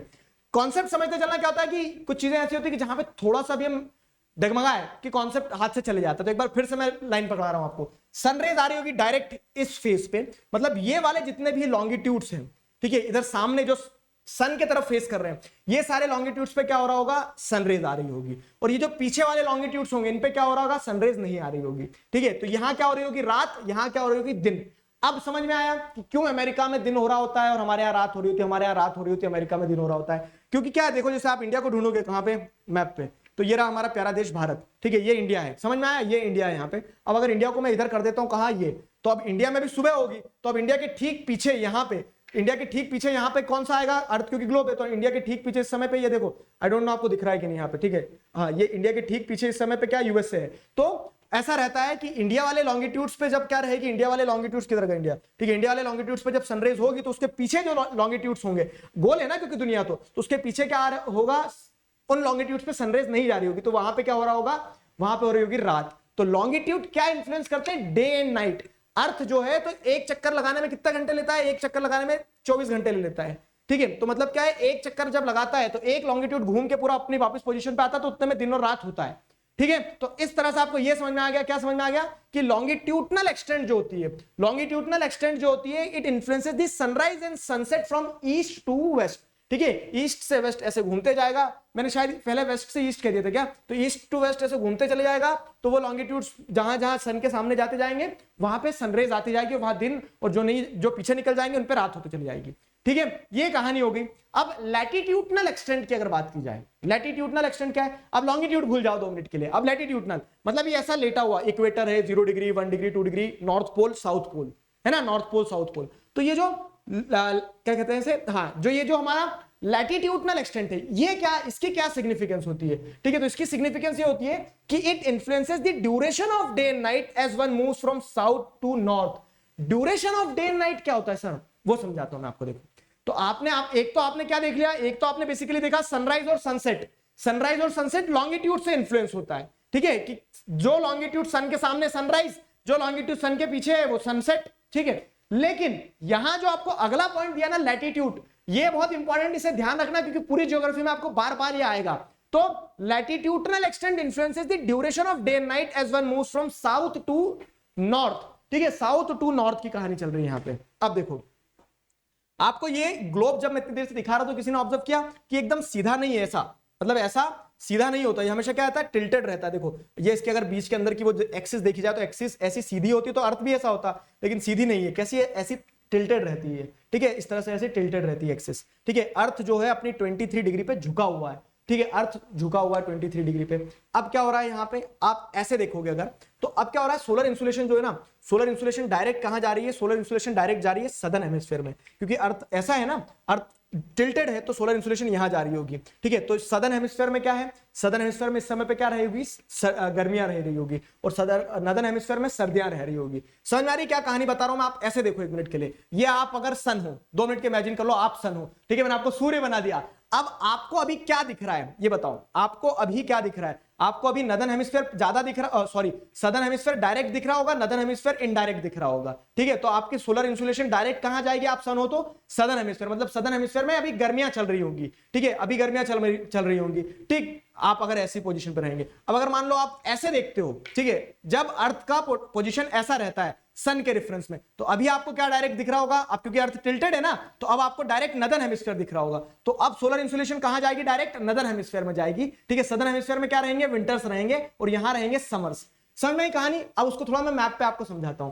क्या होता है ना, जैसे सन तो स्टेशनरी होता है, सन स्टेशनरी होता है, वो तो हम है जो चक्कर लगाते रहते हैं, ठीक है। तो अर्थ क्या होता है, एक पॉइंट पे ऐसा रहता है, वो घूम के ऐसा आता है बोर्ड के पीछे से, जैसे ये सन है तो कोशिश करने से घूम के वापस ऐसा आता है। तो ये साल भर में जो एक रेवोल्यूशन कंप्लीट करता है ना सन का, कौन, अर्थ, तो ये रेवोल्यूशन है। पॉइंट समझ में आया ना, ये अगर सन ये है तो इस तरह से, ये अगर मेरा हाथ सन है मान लो 2 मिनट के लिए, चलो मान लो 2 मिनट के लिए मेरा मुंह सन है, ठीक है। तो अभी ये पोजीशन है, तो वो अपने एक्सिस पे क्या कर रहा है, रोटेट भी कर रहा है अर्थ, और रिवॉल्व भी करता है ऐसे, ठीक है, रिवॉल्व भी कर रहा है, तो घूम के जाएगा ऐसा पीछे से पूरा ऐसे घूम के वापस ही आ जाएगा। तो एक चक्कर जब काट लेता है सन के ऐसे, तो वो क्या बन जाते हैं, 12 महीने हो जाते हैं, मतलब 1 साल हो जाता है, ठीक है। तो अब आपको यहां समझना होगा कि ये जो लैटिट्यूड्स हैं, अब सनरेज यहां से अभी क्या हो रहा है, अभी आप देख रहे हो नदर्न लैटिट्यूड्स पे डायरेक्ट है, नदर्न लैटिट्यूड्स पे डायरेक्ट है। तो नदर्न लैटिट्यूड्स में क्या हो रहा होगा, नदर्न लैटिट्यूड्स में चल रहे होंगे अभी समर, ठीक है, समझना, समर चल रहे होंगे। समर में आपको क्या देखने को मिलता है कि दिन बड़े हो जाते हैं, रात छोटी हो जाती है।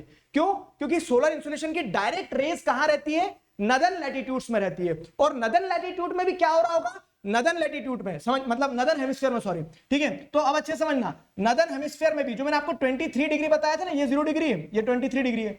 पॉइंट अच्छे से समझना, हाँ, 23 डिग्री 30 मिनट्स। तो नदर्न हेमिस्फीयर में डायरेक्ट सोलर इंसुलेशन है, ठीक है, डायरेक्ट सोलर इंसुलेशन, यहां गर्मी है, हाई गर्मी, ठीक है, तो यहां गर्मी है। लेकिन अब क्या देखने को मिल रहा है आपको कि यहां गर्मी भी जो होगी ना, तो इस पॉइंट पे ज्यादा गर्मी होगी when compared with the southern, sorry, ठीक है, क्या हो रहा है यहां पे कि सदर्न पॉइंट्स जो रहेंगे, तो सदर्न पॉइंट्स जो रहेंगे, तो सदर्न पॉइंट्स पे डिफरेंस जो है, ठीक है, सदर्न पॉइंट्स पे दिन और रात का डिफरेंस, गर्मी नहीं, दिन और रात का डिफरेंस जो रहेगा वो कम रहेगा, ठीक है। दिन और रात का डिफरेंस ज्यादा रहेगा, सॉरी मैं कंफ्यूज हो गया थोड़ा सा, दिन और रात का डिफरेंस यहां पे कम रहेगा when compared with the difference at higher northern latitudes.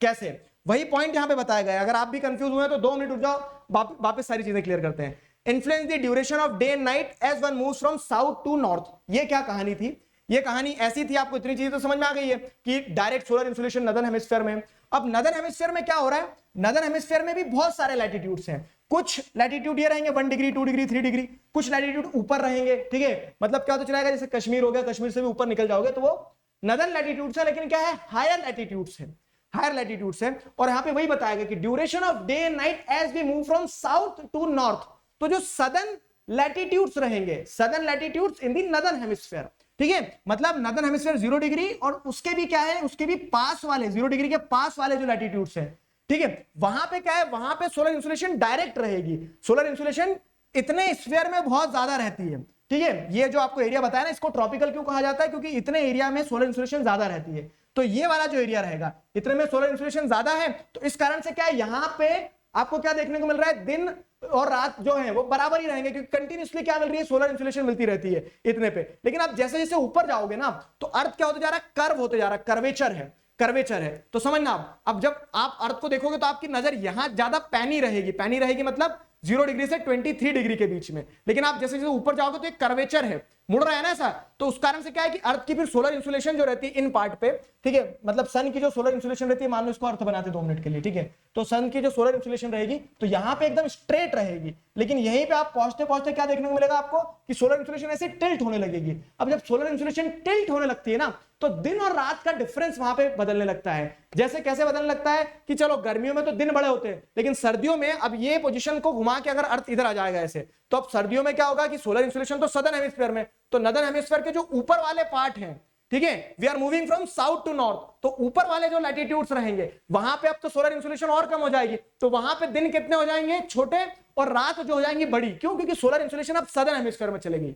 समझ में आया मेरा पॉइंट? बेसिकली यही है कि इस पॉइंट पे तो चलो हमने देख लिया कि गर्मियां हैं तो दिन बड़े हैं, क्योंकि सोलर इंसुलेशन डायरेक्ट जा रही है। लेकिन जब इस पॉइंट पे आओगे आप, तब आपको क्या दिखेगा कि सोलर इंसुलेशन सदर्न हेमिस्फीयर में ज्यादा है। तो नदर्न हेमिस्फीयर के जो कंट्रीज हैं, ठीक है, नदर्न हेमिस्फीयर के और जो हायर लैटिट्यूड्स है, ठीक है, नदर्न हेमिस्फीयर में 0 degree 1 degree 2 degree 10 degree 30 degree north होंगे जो, तो साउथ वाला जो हिस्सा रहेगा नदर्न हेमिस्फीयर का, नदर्न हेमिस्फीयर का 1 डिग्री 2 डिग्री 23 डिग्री तक, वहां तो चलो सोलर इंसुलेशन फिर भी जा रही है, वो ट्रॉपिकल एरिया है। लेकिन उसके ऊपर जैसे जैसे बढ़ते चले जाओगे तो वहां पे ड्यूरेशन ऑफ डे क्या हो जाएगा, विंटर्स में और कम हो जाएगा, ठीक है, और समर्स में ड्यूरेशन ऑफ डे बड़ा हो जाएगा। क्यों? क्योंकि समर्स में आपको क्या देखने को मिल रहा है कि पूरी सोलर इंसुलेशन इन नदर्न हेमिस्फीयर में। तो ऐसे क्या होता है कि लैटिट्यूड जो होता है ना आपका, ये वाला जो आपका लैटिट्यूड होता है, लैटिट्यूड क्या इन्फ्लुएंस करता है, duration of day and night, ठीक है, और सनसेट और सनराइज को लॉन्गिट्यूड इन्फ्लुएंस करता है। देखो मैंने अपनी पूरी जान झोंक दी है, मैं उम्मीद करता हूं आपको समझ में आया नहीं आया, ठीक है, एसी चलते में पसीना आ गया, बताओ, ठीक है। तो उस सेंस में आपको ये चीज समझ में आना चाहिए कि लॉन्गिट्यूड लैटिट्यूड क्या है, इनकी सिग्निफिकेंस क्या होती है। So this is the story, ठीक है, this is the story, longitudinal extent की सिग्निफिकेंस, लैटिट्यूडनल एक्सटेंट की सिग्निफिकेंस, ये सिंपल सी चीज आपको समझ जाना चाहिए इतने में, ठीक है। लैटिट्यूडनल लॉन्गिट्यूडनल एक्सटेंट समझ में आया। अब अगर आगे बढ़ते हैं तो वो सब कुछ हो गया। अब लॉन्गिट्यूडनल एक्सटेंट की एक और विशेषता है कि लॉन्गिट्यूडनल एक्सटेंट जब आपको पता है सनसेट और सनराइज को इन्फ्लुएंस करता है ना, तो वो डे और नाइट को भी इन्फ्लुएंस, मतलब कह सकते हैं कि ड्यूरेशन ऑफ, कह सकते हैं ड्यूरेशन या फिर difference in the day and night जो होता है उसे भी इन्फ्लुएंस करता है। कैसे इन्फ्लुएंस करता है वो मैं आपको समझाता हूं। देखो, तो from Gujarat to Arunachal Pradesh there is a time lag of 2 hours, ठीक है। गुजरात से अरुणाचल प्रदेश के बीच में टाइम लैग होता है 2 घंटे का। कैसे, वो मैं आपको समझाता हूं। ये आपका इंडिया है, ठीक है, ये आपका इंडिया है, ये आपका है गुजरात, ठीक है, यह हो गया आपका नॉर्थ ईस्टर्न स्टेट्स हमारे, और ये हो गया अरुणाचल प्रदेश, यहाँ पे ये अरुणाचल प्रदेश, ठीक है। अब अगर आप इसको मैप पे आओगे, मतलब ग्लोब पे आओगे, तो ग्लोब पे आपको समझ में आएगा, नहीं एक सेकेंड, क्या हुआ ये, just give me a minute. हाँ, तो जब अगर ग्लोब पे आते हो तो आपको समझ में आएगा कि, हाँ, ग्लोब पे जब आओगे तो आपको समझ में आएगा कि ये वाला हमारा, मतलब ये वाला पार्ट रहेगा हमारा कौन सा, ईस्टर्न मोस्ट एक्सटेंट, ये ईस्टर्न मोस्ट एक्सटेंट रहेगी, ये वेस्टर्न मोस्ट एक्सटेंट रहेगी। अब है तो सब क्या, लॉन्गिट्यूड, लॉन्गिट्यूड, तो अब लॉन्गिट्यूड के हिसाब से अर्थ ऐसा घूमता है और गोल गोल। आप सन हो, 2 मिनट के लिए इमेजिन करके चलना आप सन हो, तो अब जब आप सन हो तो आपको पता है कि आपके सामने पहले ये वाला हिस्सा आएगा, तो यहां आपकी सनरेज पड़ गई। अब जब थोड़ा सा घूमेगा ये ऐसा, अब मतलब यहां तो हम ऐसे चुटकियों में उसको 4 चक्कर लगवा देते हैं, लेकिन ये बहुत ग्रेजुअल प्रोसेस होती है, 24 घंटे में एक पूरा टर्न लेता है वो, ठीक है, स्लोली मूव करता है। तो ये वाला लॉन्गिट्यूड अभी सामने है, ठीक है, और अर्थ रोटेट करा धीरे धीरे धीरे धीरे धीरे धीरे, ठीक है, तो ये लॉन्गिट्यूड क्या होते चला जाएगा, पीछे होते चला जाएगा, और जो पीछे वाला लॉन्गिट्यूड है वो आगे आते चले जाएगा। तो ये वाले लॉन्गिट्यूड में दिन दोपहर शाम होते चले जाएगी, रात हो जाएगी, और ये जो पीछे वाला लॉन्गिट्यूड था वो सामने आ जाएगा, तो उसमें दिन दोपहर मतलब सुबह दोपहर रात, उस तरह से वो सीक्वेंस चलती रहेगी। तो गोल गोल रानी कितना कितना पानी टाइप से घूमता रहता है, ठीक है, ऐसे चक्कर काटते रहेगा गोल गोल। अब बेसिकली हो क्या रहा है यहाँ पे आपसे बताया गया है, अब आपको यहाँ पे बताया ये गया है, एक मिनट, अब आपको बताया यहाँ पे ये गया है, किधर से हटेगा, हाँ, बताया गया है कि from Gujarat to Arunachal Pradesh there is a time lag of 2 hours. ठीक है, तो जब आप क्या कर रहे हैं, आप इस तरह से अर्थ आपका रोटेट कर रहा है, पहले कौन सा पॉइंट आएगा, तो पहले दिखती बात है, पहले आपको यही वाला पॉइंट मिलेगा। कौन सा वाला पॉइंट मिलेगा, पहले अरुणाचल प्रदेश वाला पॉइंट मिलेगा, क्योंकि अर्थ कैसे रोटेट कर रहा है आपको देखने को मिल रहा है कि वो ईस्ट से वेस्ट की तरफ जाएगा। ठीक है, तो पहले अरुणाचल प्रदेश पे क्या होगी, सनरेज जाएगी। ठीक है, अभी अरुणाचल प्रदेश पे सनरेज आ गई, आप सन हो, आप तो सन हो, ठीक है, अपने पेरेंट्स के, उसके अलावा यहाँ पे ज्योग्राफी के भी सन हो अभी के लिए। ठीक है, तो यहाँ पे क्या हो रहा है कि किस लॉन्गिट्यूड पे सनरेज आ गई, डायरेक्ट पहले आएगी अरुणाचल प्रदेश। ठीक है, अरुणाचल प्रदेश में गुड मॉर्निंग मुर्गे ने बांग दे दी कुकड़ू करके, अब वहां उठ गए लोग, अब क्या होगा, ये रोटेट करेगा, ऐसे रोटेट करेगा, तो अरुणाचल प्रदेश में सुबह के 6 बज गए, सुबह के 8 बज गए, और जब गुजरात सामने आएगा सन के एकदम, तब गुजरात में सुबह के 6 बजेंगे। ठीक है, तो यहाँ पे वही पॉइंट बताया गया कि ये अरुणाचल प्रदेश तो ऐसा गोल घूम के अरुणाचल प्रदेश वाला लॉन्गिट्यूड तो घूम जाएगा। ठीक है, और ये गुजरात वाले लॉन्गिट्यूड पे जब सनरेज आएगी, ठीक है, गुजरात वाले लॉन्गिट्यूड पे जब सनरेज आएगी, तो यहां से यहां तक सनरेज को पहुंचने में मतलब अर्थ के रोटेशन पे, अर्थ का रोटेशन के हिसाब से पहला पॉइंट आपका क्या आ गया, अरुणाचल प्रदेश, दूसरा पॉइंट आपका क्या आएगा, गुजरात का। तो ये जो गुजरात वाला पॉइंट सन के एकदम सामने आने में 2 घंटे का टाइम लग जाता है। कितना डिग्री है, कितना डिग्री है, देखो यहां पे आप जिस देखोगे तो कितना डिग्री है आपका, 30 डिग्री का एक्सटेंट है। तो ये 30 डिग्री को, अर्थ की जो 30 डिग्रीज हैं, ठीक है, अर्थ की इन 30 डिग्रीज को ट्रैवल करने में 2 आवर्स का टाइम लग जाता है। Travel to what, travel in front of the sun, sun के सामने एकदम डायरेक्ट एक्सपोजर लेने के लिए। ठीक है, जो सनराइज होगा तो सनराइज 2 घंटे लेट होगा। क्यों, कैसे समझ में आया ना आपको, क्यों कैसे समझ में आया, मान लो ये अरुणाचल प्रदेश है, ये गुजरात है, तो और उधर सन है, ये वाला सन है हमारा। ठीक है, अब अच्छे से समझना, ऐसे कर लेता हूं। ठीक है, ये अरुणाचल प्रदेश है, ये गुजरात है, तो अब क्या होगा कि अरुणाचल, और मान लो कि ऐसी स्थिति थी, अब धीरे धीरे ये अर्थ घूम रहा है, अरुणाचल प्रदेश में पहले सुबह हो गई, अरुणाचल प्रदेश में सुबह हो गई, कुकड़ू को बोल दिया यहाँ पे मुर्गे ने, अब लेकिन क्या है, और सन इधर है क्योंकि सुबह इधर हो गई। अब यही पॉइंट जैसे गुजरात जो है, तो गुजरात तक पहुंचते पहुंचते क्या हो जाएगा, गुजरात का पॉइंट जब यहाँ पे आएगा तो अरुणाचल प्रदेश तो आगे निकल ही गया ना, गोल है तो अर्थ तो इधर घूम के निकल गया। यहाँ जब सुबह होगी कुकड़ू वाली, तब यहाँ पे 2 घंटे का टाइम डिफरेंस आ जाएगा, मतलब यहाँ से यहाँ तक पहुंचने में 2 घंटे का टाइम डिफरेंस आ जाएगा। तो इसी को हम क्या कहते हैं, टाइम लैग कहते हैं, टाइम लैग कहते हैं। समझ में आया, तो लॉन्गिट्यूडनल एक्सटेंट जो है, जो सनराइज और सनसेट को इन्फ्लुएंस करती है, तो ये टाइम लैग क्या है, समझ में आया, इसका इंप्लीकेशन क्या है, इसका इंप्लीकेशन ये है कि there is the difference between the sunrise at various places in the earth. ठीक है, मतलब ओवर द अर्थ। तो आपको यही समझना होगा कि ओवर द अर्थ हर जगह अलग अलग टाइम पीरियड में सनराइज क्यों होता है, क्योंकि हर जगह आपको क्या देखने को मिलेगा, ओवर द अर्थ आपको देखने को मिलेगा। मान लो इधर अगर सन है, 2 मिनट के लिए इमेजिन करके चलो, ठीक है, इधर अगर ये सन है आपका नहीं, हम इनके सन है वैसे तो देखा जाए तो सूर्य देवता के, लेकिन फिर भी, तो जैसे अगर आप ये सन है, तो सन के रेफरेंस में आप देखोगे ना, तो हर पॉइंट जो है वो रोटेशन के हिसाब से सामने आता है अलग अलग टाइम पीरियड में, और हर पॉइंट में अलग अलग टाइम पीरियड पे क्या होती है, सनरेज होती है। ठीक है, समझ में आ गया ना यहां तक, तो ये कहानी है। तो लॉन्गिट्यूडनल एक्सटेंट जो है, उस लॉन्गिट्यूडनल एक्सटेंट में आपको 2 घंटे का टाइम लैग देखने को मिलता है। जो 30 डिग्री की एक्सटेंट है उसको ट्रैवल करने में 2 घंटे लग जाते हैं। उसका इंप्लीकेशन क्या होता है, इसका इंप्लीकेशन ये होता है कि इंडिया में 2 घंटे का डिफरेंस है। ठीक है, अरुणाचल प्रदेश में सुबह जब हो रही है, तब वहां पे गुजरात में आदमी सो ही रहा होगा, यहाँ 6 बज रही होगी, यहाँ 4 बज रहे होंगे रात के, आधे लोग सो रहे होंगे। ठीक है, लेकिन जब क्या होगा कि गुजरात में सुबह 6 बज रही होगी, तो अरुणाचल प्रदेश में 8 बज गए होंगे, लोग स्कूल जाने की तैयारी करने लगे होंगे। समझ आ रहा है, तो ये डिफरेंस रहता है। लेकिन फिर भी हमारी वॉचेस जो है वो सेम टाइम क्यों दिखाती है, क्योंकि हमने ये टाइम लैग को खत्म कर दिया है। हमने सन को रोक दिया, हमने अर्थ के रोटेशन को रोक दिया, नहीं, हमने ऐसा कुछ नहीं किया। हमने अपने लेवल पे क्या किया, हमारी टाइम को एक बीच का टाइम सेट कर लिया है। वो कैसे, वो मैं समझाता हूं, देखो। तो hence time along the standard meridian of India 82 degree 30 minute east passing through Mirzapur in Uttar Pradesh is taken as standard time for the whole country. क्या हो रहा है यहाँ पे आपको इस चीज को समझना पड़ेगा बहुत अच्छी तरह से। क्या समझना पड़ेगा, आपको पता है कि टाइम लैग है, अरुणाचल प्रदेश में 2 घंटे पहले सुबह हो गई है, गुजरात में 2 घंटे बाद होगी। तो अब आप कह सकते हैं ये टाइम डिफरेंस को मीडिएट कैसे करोगे, टाइम डिफरेंस को न्यूट्रलाइज कैसे करोगे। तो उसका सीधा सा समाधान ये रखा हमने कि ये जो हमारा प्यारा सा देश है, तो इसमें 2 पॉइंट है, ईस्टर्न मोस्ट एक्सटेंट और western most extent. 97 degree extent है और ये 68 डिग्री की एक्सटेंट है। ठीक है, 2 लॉन्गिट्यूड्स है। तो अब क्या हो रहा है कि यहां सुबह जब हो रही है और यहां जब सुबह हो रही है तो उसमें 2 घंटे का डिफरेंस है, 2 आवर्स का। तो अब हम क्या करते हैं, जैसे आपको एक एग्जांपल देता हूं नॉर्मल सा, आपको आपके दोस्त से कुछ सामान लेना है, ठीक है, वो मतलब सिटी के उस पार्ट में रहता है, आप सिटी के इस कोने में रहते हो, तो आप क्या बोलते हो, आधा तू चल के आ जाना, आधा मैं चल के आ जाता हूं, बीच में सेंटर पॉइंट में मिल लेते हैं कहीं, ठीक है, तो तुम मुझे सामान दे देना। ऐसा करते हैं ना हम कभी कभी। वही चीज यहां पे भी की गई है कि आप अगर मान लो कंट्री के बीच से, कंट्री का 30 डिग्री का एक्सटेंट है पूरा, ठीक है, कंट्री का अगर 30 डिग्री का पूरा एक्सटेंट है ये, तो आप 15 डिग्री इधर की तरफ और 15 डिग्री इधर की तरफ अगर चलते हैं, और बीच में जो आपका लैटिट्यूड लॉन्गिट्यूड होगा, सॉरी, बीच में जो आपका लॉन्गिट्यूड होगा, अगर आप उसे स्टैंडर्ड मेरिडियन बना देते हैं, स्टैंडर्ड मेरिडियन मतलब क्या है कि हम यहां पे क्या टाइम हो रहा है उसे कंसीडर नहीं करेंगे, यहां पे क्या टाइम हो रहा है उसे कंसीडर नहीं करेंगे।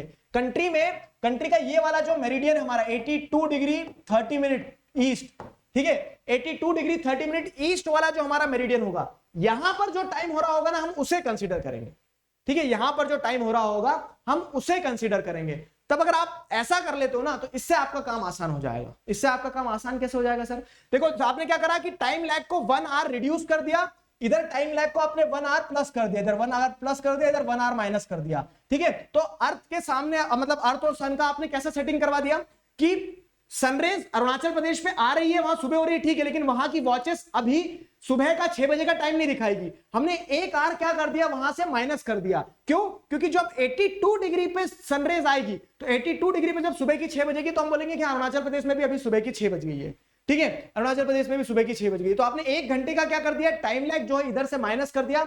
और गुजरात में आप क्या बोल रहे हो, गुजरात में लोगों से बोल रहे हो कि जब यहां पे सुबह के मतलब सनराइज आ गई होंगी 82 डिग्री पे स्टैंडर्ड मेरिडियन पे, तब आप गुजरात में भी क्या बोल दोगे कि चलो गुजरात में भी सुबह हो गई है। जो 82 डिग्री का टाइम रहेगा उसको आपने क्या कर दिया है, स्टैंडर्ड मान लिया है, ठीक है। तो हमारी वॉचेस जो है वो 82 डिग्री 30 मिनट्स पे जो सोलर इंसुलेशन आ रही होगी सुबह की 6 बजे की किरण, तो उस हिसाब से 6 बज रही होगी, इररिस्पेक्टिव ऑफ द फैक्ट कि आप कंट्री में कहीं भी रह रहे हैं। तो वो जो टाइम लैग था उसको आपने रिड्यूस ऐसे किया है, ठीक है। अगर रिड्यूस नहीं करते तो क्या होता, मतलब आप अगर मान लो क्या है रिड्यूस नहीं करते, तो ऐसा हो रहा होता कि आप गुजरात में हैं, ठीक है, आपका बर्थडे है कितनी बजे, नहीं आपका बर्थडे नहीं, आपके दोस्त का बर्थडे बनाते हैं। आपका दोस्त कहाँ पे, अरुणाचल प्रदेश में है, ठीक है, उसका 12 बजे बर्थडे होना था, ठीक है, 12 बजे बर्थडे होना था। अब आपके यहाँ तो अभी क्या है 10 ही बज रहे हैं रात के, यहाँ 12 बज जाएंगे रात के, तो उसको सब विश कर देंगे, आप लेट हो जाओगे, समझ में आ रहा है। फिर वो आपके बर्थडे पे क्या करता है, वो आपके बर्थडे पे वो जैसे उसके यहाँ तो 12 बहुत पहले बज गए, तो वो आपको 10 बजे ही फोन टेक देता है कि हैप्पी बर्थडे, ठीक है। तो इस केस में क्या है, इस केस में मतलब ऐसा नहीं कि बर्थडे विश करने में क्या होता है आगे पीछे हो जाते हैं, इसके लिए हमने स्टैंडर्ड मेरिडियन बनाया।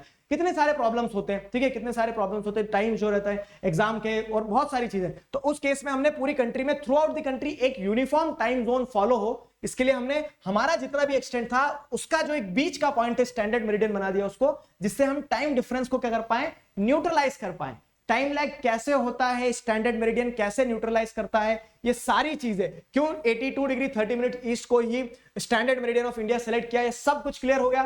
तो इंडिया साइज एंड लोकेशन, और इस साइज और लोकेशन में जो लॉन्गिट्यूडनल लैटिट्यूडनल डिग्रीज हैं इनकी क्या इन्फ्लुएंस है, क्या सिग्निफिकेंस है, ये स्टैंडर्ड मेरिडियन और टाइम लैग को कैसे रिड्यूस किया गया, ये सब कुछ मैंने आपको समझा दिया है। 1 डिग्री को ट्रैवल करने में कितना टाइम लगता है पता है, 4 मिनट। कैसे? तो सिंपल सी चीज है, देखो कि 2 आवर का टाइम लैग है, 30 डिग्री का हमारा एक्सटेंट है, ठीक है, और 2 आवर का टाइम लैग होता है। तो 2 आवर का टाइम लैग मतलब कितना, 120 मिनट्स, 120 मिनट्स का टाइम लैग होता है। तो आप ऐसा अगर डिवाइड करोगे तो आपको 1 डिग्री में कितना टाइम होता है वो समझ में आ जाएगा। तो 1 डिग्री में आपको 4 मिनट, ठीक है, 1 डिग्री में आपको 4 मिनट। तो अर्थ को रोटेट करने में, अर्थ के मतलब रोटेशन पे अगर आप देखोगे तो 1 डिग्री से क्या हो रहा है, एक मतलब 31 डिग्री पे अगर सुबह की 6 बज रही है, तो 32 डिग्री पे सुबह की 6 बजने में 4 मिनट का डिफरेंस होता है। ये चीज ध्यान रखना, ठीक है। अर्थ का रोटेशन जो है तो 4 मिनट पर डिग्री के हिसाब से घूमता है, वो ऐसे हम मैथमेटिकली निकाल सकते हैं। और इसी कारण से क्या डिग्री के बाद में मिनट का वो साइन लगाया जाता है, जैसे मीटर के बाद में मिलीमीटर लगाते हैं ना, मतलब मीटर सेंटीमीटर मिलीमीटर ऐसे लगता है जो, तो वैसे क्या वो डिग्रीज के बाद में मिनट्स का वो लगता है। क्लियर हुआ? So this was the whole story about कह सकते हैं, मतलब हमने चैप्टर का मेजर जो कॉन्सेप्चुअल पार्ट है वो पूरा क्लियर कर लिया, और मैं उम्मीद कर रहा हूं कि you are going to fall in love with geography. ठीक है, आया मजा, मजेदार चीज है ना। तो इस तरह से आपको अब ज्योग्राफी और बेहतरीन तरह से समझ में आने लगेगी। ठीक, तो अब आते हैं कहां पे, अब आते हैं आगे हम इंडिया एंड दी वर्ल्ड वाले पार्ट पे। इंडिया एंड दी वर्ल्ड, अब क्या बेसिकली, अब आपको टॉपिक्स जो इंडिया साइज एंड लोकेशन हो गया, अब वर्ल्ड की अगर बात करें कि वर्ल्ड में इंडिया की क्या पोजीशन है, क्या सिग्निफिकेंस है, तो the Indian landmass has central location between the east and the west Asia, ठीक है, southward extension of Asian continent.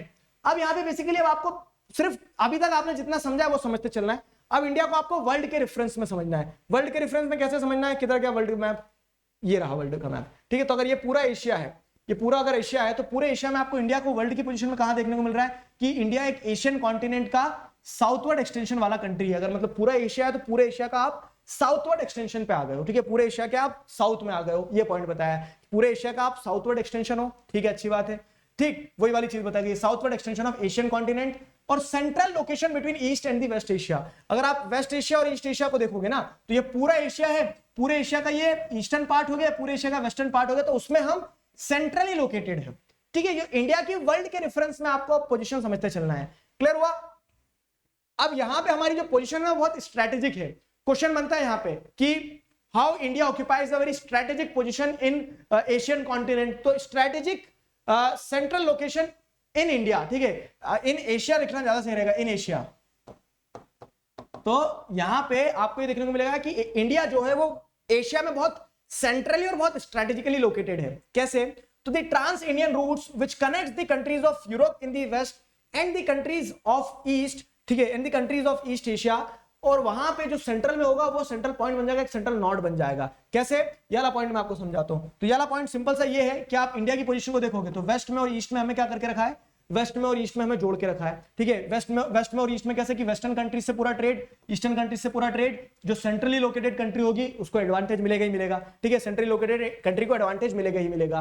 The Deccan trap, ठीक है, तो डेक्कन ट्रैप जो डेक्कन पेनिनसुला जो हमारा पेनिनसुला समझाया था मैंने आपको, ये वाला जो पार्ट है पूरा इंडिया का, जो नीचे वाला साउथ का ऐसा पार्ट है ट्रायंगल वाला, तो ये जो डेक्कन पेनिनसुला है, पेनिनसुला क्या होता है, एक दो तीन तरफ पानी से घिरी हुई जमीन। तो ये डेक्कन पेनिनसुला जो है, तो the Deccan peninsula protrudes into the Indian ocean, thus helping India to establish close contact with Asia, Africa and Europe from the western coast and with the southeast and East Asia from the eastern coast, ठीक है। तो अब आपको ये जो Indian peninsula protrude करते हुए देखने को मिल रहा है, वही वाला पॉइंट है। ये इंडियन पेनिनसुला जो आपको इंडियन ओशियन में प्रोट्रूड करते देखने को मिल रहा है, तो वेस्ट से अफ्रीका से हमारे कांटेक्ट है, ईस्ट से ईस्ट एशिया से, ठीक है, ऑस्ट्रेलिया से हमारे कांटेक्ट है। तो इस कारण इंडियन ओशियन में हमारी पोजीशन जो है बहुत सिग्निफिकेंट हो जाती है, ठीक है। No other country has a long coast line on Indian ocean as India has, ठीक है। और जितनी बड़ी कोस्ट लाइन हमारी है इंडियन ओशियन में उतनी किसी और देश की है नहीं। तो ये जो सारे फैक्टर्स आपको देखने को मिले, ठीक है, तो ये सारे फैक्टर्स क्या कर रहे हैं, these factors are proving that India is strategically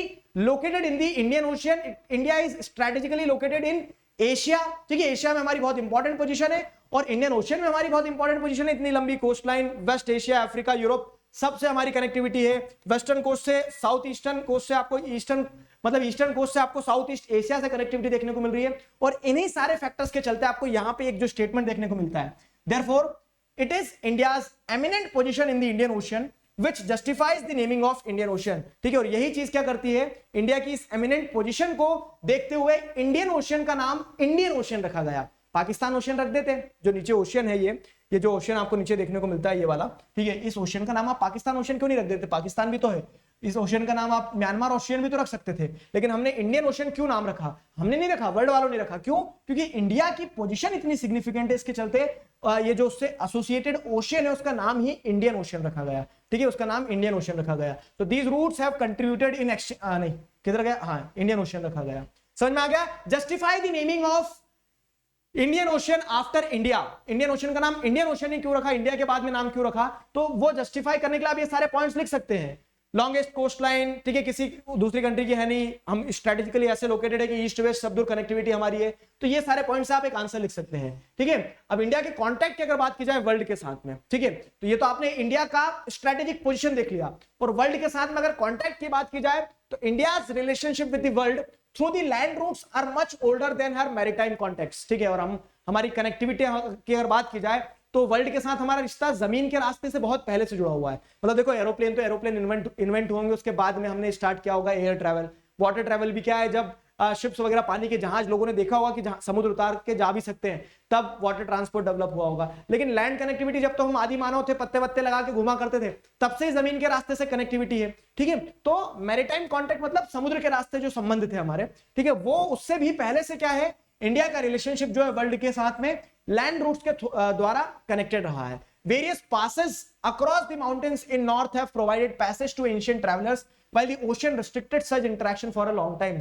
अब क्या हो रहा है, लैंड रूट के पीछे की कनेक्टिविटी भी लैंड रूट्स के थ्रू हम बहुत पुराने समय से कनेक्टेड है। इसके पीछे का कारण ये भी है कि इधर तो क्या है, इधर ओशियन है, तो अब क्या है, तैर के तो जाओगे नहीं आप, ठीक है, तो माइकल फिलिप तो हो नहीं आपकी तैर के चले जाओगे ओशियन में पूरा। आप क्या है, आप समुद्र के रास्ते जब जाने की बात करते हो तो वो वहां पे आपको रिस्ट्रिक्शंस है, लेकिन पहाड़ के रास्ते भी आप जैसे जाओगे तो आपको बोलोगे सर माउंटेन है, लेकिन माउंटेन्स में ये जो पासेस हैं, तो इन पासेस के थ्रू आप क्या देखेंगे, आज से नहीं पुराने समय से चाइनीज ट्रैवलर्स आ रहे हैं, कभी क्या हो रहा है, वेस्ट एशिया से लुटेरे आ रहे हैं, ठीक है, मुगल एम्परर्स वगैरह आ गए हैं, और उसके पहले क्या है, दिल्ली सुल्तान वगैरह। तो इंडिया का कनेक्शन जो लैंड रूट्स के थ्रू बहुत पुराना है when compared with the maritime routes, ठीक है। फिर क्या है, these routes have contributed in the exchange of ideas and commodities. और ये जो हमारी कनेक्शन रही है, ये कनेक्शन से हमें, अब ये कनेक्शन से क्या होता था, और आज जैसे आप देखते हो, आज एक जगह से दूसरे का मूवमेंट क्यों होता है, ट्रेड के थ्रू होता है, मतलब ट्रेड के लिए होता है, रिक्रिएशन के लिए होता है, लोग टूरिज्म के पर्सपेक्टिव से जाते हैं। तो वैसे ये पुराना कनेक्शन, जो पुराना कॉन्टेक्ट रहा है, तो इसमें हमारी ग्रोथ में, हमारी और वर्ल्ड की दोनों की ग्रोथ में बहुत सिग्निफिकेंट रोल प्ले करा है। जो स्टार्टिंग में चैप्टर की एक लाइन बताई थी मैंने आपको, कैसे, so these routes have contributed in the exchange of ideas and commodities since ancient times. How, तो यहां पे आपको उसको जवाब मिल जाएगा, the exchange of ideas and commodities through these routes, ठीक है।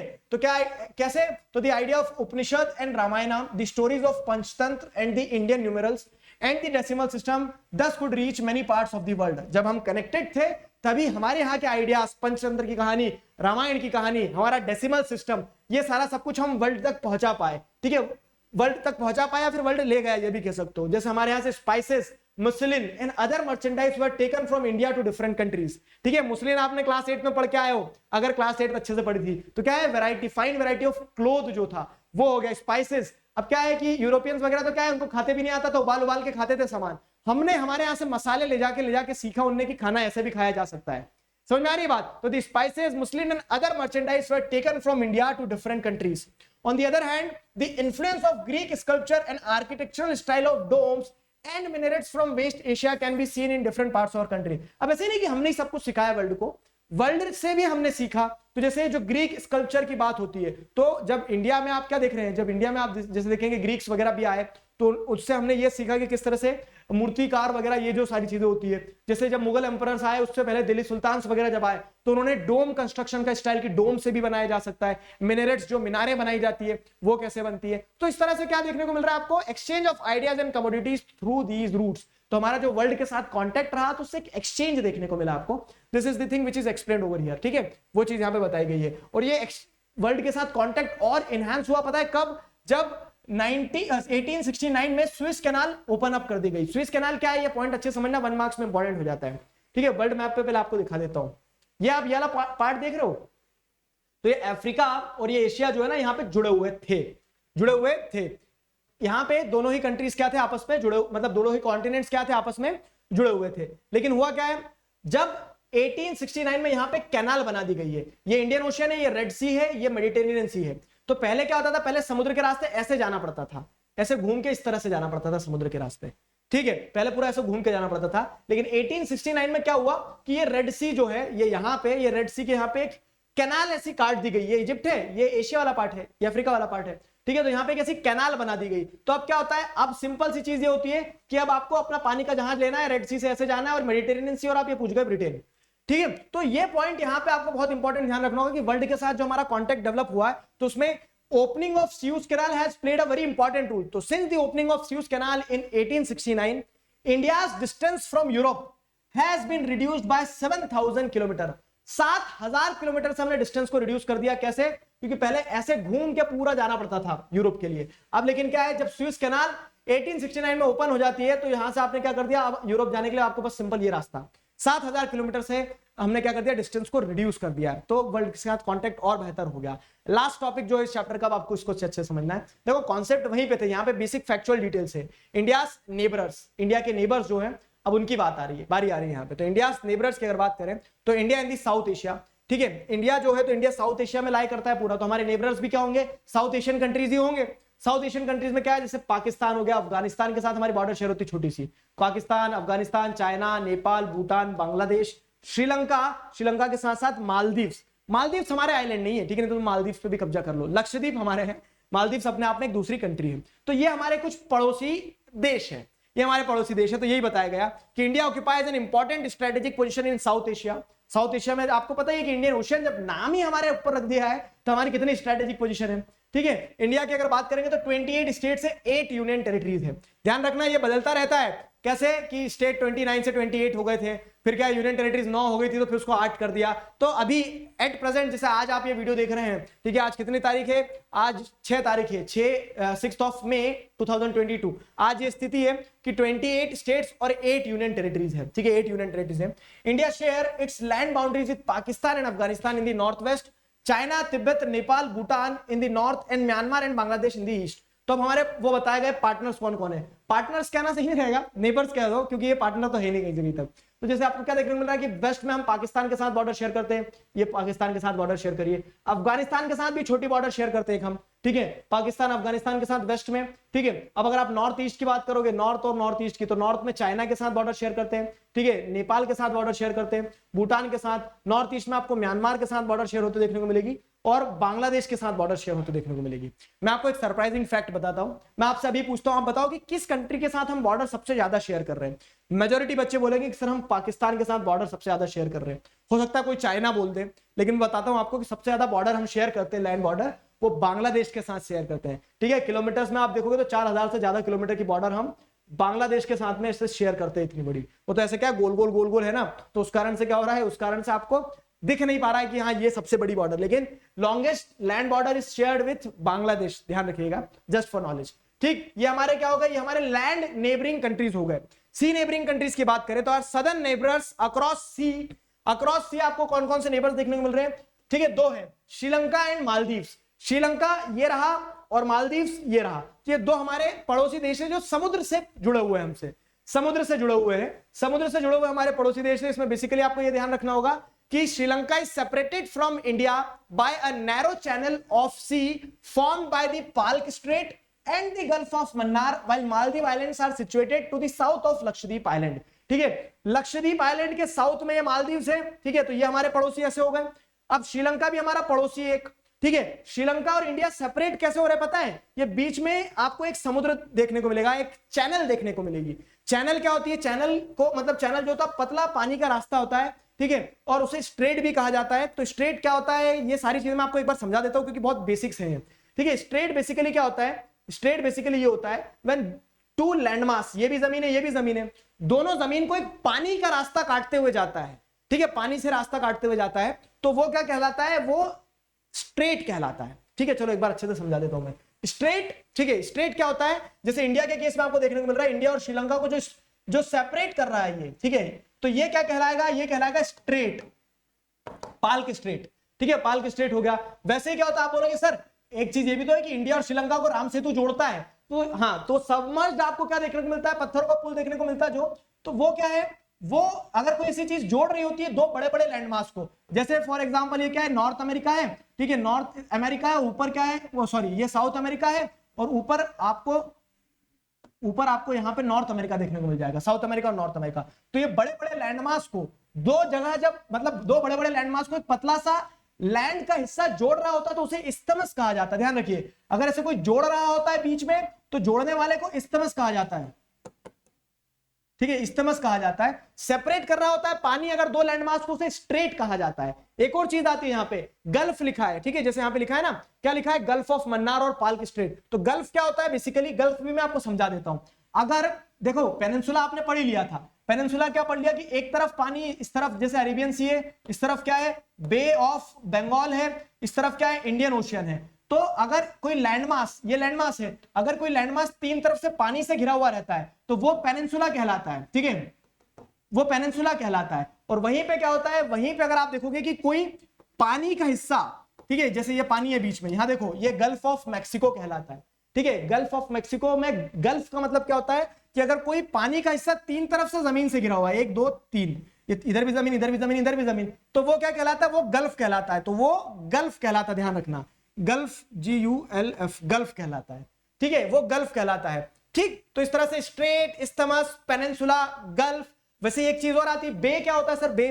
अब अगर आप देखोगे तो ये हमारा जो ये वाला पार्ट है, ठीक है, ये बे ऑफ बंगाल होता है। तो उसको बे क्यों कहा जाता है, अगर तीन तरफ से जमीन से घिरा हुआ है तो ये बीच में क्या, बीच का ये जो तीन तरफ से जमीन से घिरा हुआ और बीच का जो पानी का हिस्सा रहेगा वो बे कहलाएगा। सर तो बे और गल्फ में क्या डिफरेंस है? गल्फ की जो ओपनिंग होती है, ठीक है, गल्फ की ओपनिंग छोटी होती है, बे की ओपनिंग बड़ी होती है। देखो ओपनिंग बड़ी दिख रही है ना आपको, ये ओपनिंग बड़ी। तो ऐसे बहुत सारे ज्योग्राफी में बेसिक्स रहते हैं, जैसे माउंटेन क्या होता है, हिल क्या होता है, पीक क्या होता है, ये हम और पढ़ेंगे। तो मैं आपको बेसिक्स बताते चलूंगा। ज्योग्राफी की जर्नी बड़ी प्यारी होने वाली, बड़ी खूबसूरत होने वाली है, ठीक है। चलो तो अभी के लिए हम क्या करते हैं, अभी के लिए हमारा चैप्टर शायद अब यहाँ पे हो रहा है खत्म, ठीक है। अभी के लिए हमारा चैप्टर शायद यहाँ पे हो रहा है खत्म, जी हाँ। तो उस तरह से आपको इंडियाज नेबरर्स में समझ में आ गया। साउथ एशिया में हमारे नेबरर्स कौन कौन है, तो ये सारे लैंड नेबरर्स हैं और ये सी नेबरर्स हैं। India has a strong geographical and historical link with her neighbours, very strong link, ठीक है। We have a very strong link, इतनी स्ट्रॉन्ग लिंक है कि इसमें से आधे से ज्यादा नेबरर्स हमारे ही बच्चे टाइप से हैं। कैसे कि हमारे से ही निकल के आए। पाकिस्तान देख लो, अफगानिस्तान भी एक समय पे देख लो, नेपाल, भूटान, बांग्लादेश, ठीक है, श्रीलंका भी एक समय पे हमारा था। तो हमारे सारे नेबरर्स हमारे ही एक्सटेंडेड फैमिली के पार्ट है, ठीक है। तो बुरा नहीं मानना उनकी किसी बात का। चलो तो इस तरह से क्या होती है हमारी कहानी जो होती है यहाँ पे होती है चैप्टर की खत्म। आप कमेंट सेक्शन में जरूर से बताएंगे आपको मजा आया, नहीं आया, समझ में आई चीजें, नहीं आई, क्या है, जो भी है।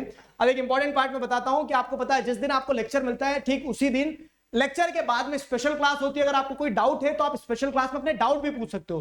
पूरा चैप्टर देख लिया आपने अच्छे से, अब आपको अगर कोई डाउट है तो आप स्पेशल क्लास में डाउट भी पूछ सकते हो। स्पेशल क्लास होता क्या है बेसिकली, तो अनअकैडमी ऐप पर आपको एक स्पेशल क्लास मिलती है। आज तारीख कितनी है, आज 6 तारीख है आई गेस, ठीक है, आज 6 तारीख है, सॉरी, ठीक है। तो आज 6 तारीख जो है, तो यहाँ पे आपको क्या देखने को मिलेगा कि अनअकैडमी ऐप पर आप लाइव क्लास में कनेक्ट कर सकते हैं, ठीक है, लाइव क्लास में कनेक्ट कर सकते हैं जहां आप अपने डाउट्स पूछ सकते हैं, ठीक है, जहां अपने डाउट्स पूछ सकते हैं। तो आज डाउट सॉल्विंग मतलब स्पेशल क्लास में अलग अलग पढ़ाई भी होती है। आप ये देख सकते हैं कि कैसे अनअकैडमी प्लेटफॉर्म पे पढ़ाई होती है। तो वो सारी चीजें आप क्या कर सकते हो, स्पेशल क्लास में ज्वाइन करके समझ सकते हो। आप अगर आज की स्पेशल क्लास जैसे आप देखोगे तो 8 बजे से 9 बजे तक स्पेशल क्लास है, ठीक है। अगर आपका कोई डाउट है तो आप अपने डाउट को यहाँ पे सॉल्व करवा सकते हो। इंडिया साइज एंड लोकेशन, ये पूरा चैप्टर आपने अच्छे से पढ़ा, इसमें अगर 1% डाउट है तो please join this special class. Special class join करने के लिए आपको अनअकैडमी ऐप डाउनलोड करना पड़ेगा। स्पेशल क्लास की लिंक आपको डिस्क्रिप्शन में मिल जाएगी, ठीक है। यहाँ पे आपको क्या करना है, उस लिंक से DIGRJ दिगराज इस कोड का इस्तेमाल करके लिंक से ज्वाइन करना है।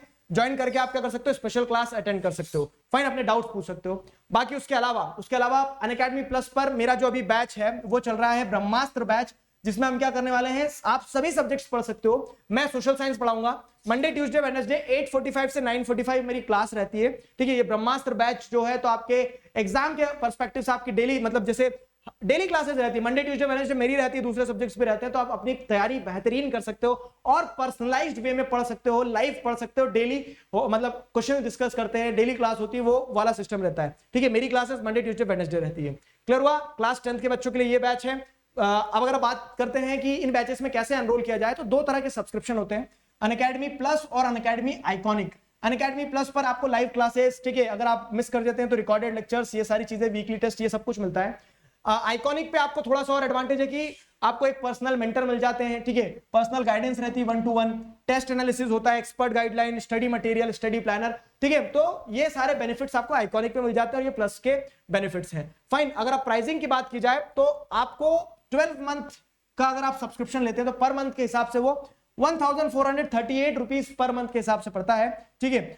लेकिन अगर आप यहां पे क्या करते हैं, if you are using the code DIGRAJ Digraj, तो you will get a 10% discount on these subscriptions. और आपको ये कोर्स कितने में पड़ जाएगा, 1294 रुपीज में मिल जाएगा, ठीक है। ये प्लस की प्राइसिंग थी। वैसे आइकॉनिक सब्सक्रिप्शन अगर आप लेना चाह रहे हैं, ठीक है, जहां पे आप कुछ एड ऑन्स होते हैं और आपके लिए, तो वो आइकॉनिक सब्सक्रिप्शन जो है 12 मंथ के लिए आपको 2683 रुपीज में मिलता है 12 मंथ के हिसाब से। लेकिन again if you are using the code DIGRAJ Digraj, ठीक है, तो 10% डिस्काउंट यहां भी आपको मिल जाएगा और आपको 2415 में पड़ता है ये, ठीक है। आपने पूरा लेक्चर देखा, आपको कुछ भी इनएप्रोप्रिएट लगता है कहीं भी अनअकैडमी के किसी भी प्लेटफॉर्म पे, ठीक है, तो आप उसे रिपोर्ट कर सकते हैं। You can win exciting prices, ठीक है, बग बाउंटी प्रोग्राम में। इसी के साथ हमारा ये जो चैप्टर है ये खत्म होता है। Hope you people enjoyed it, आपको मजा आया, सारी चीज समझ में आई है।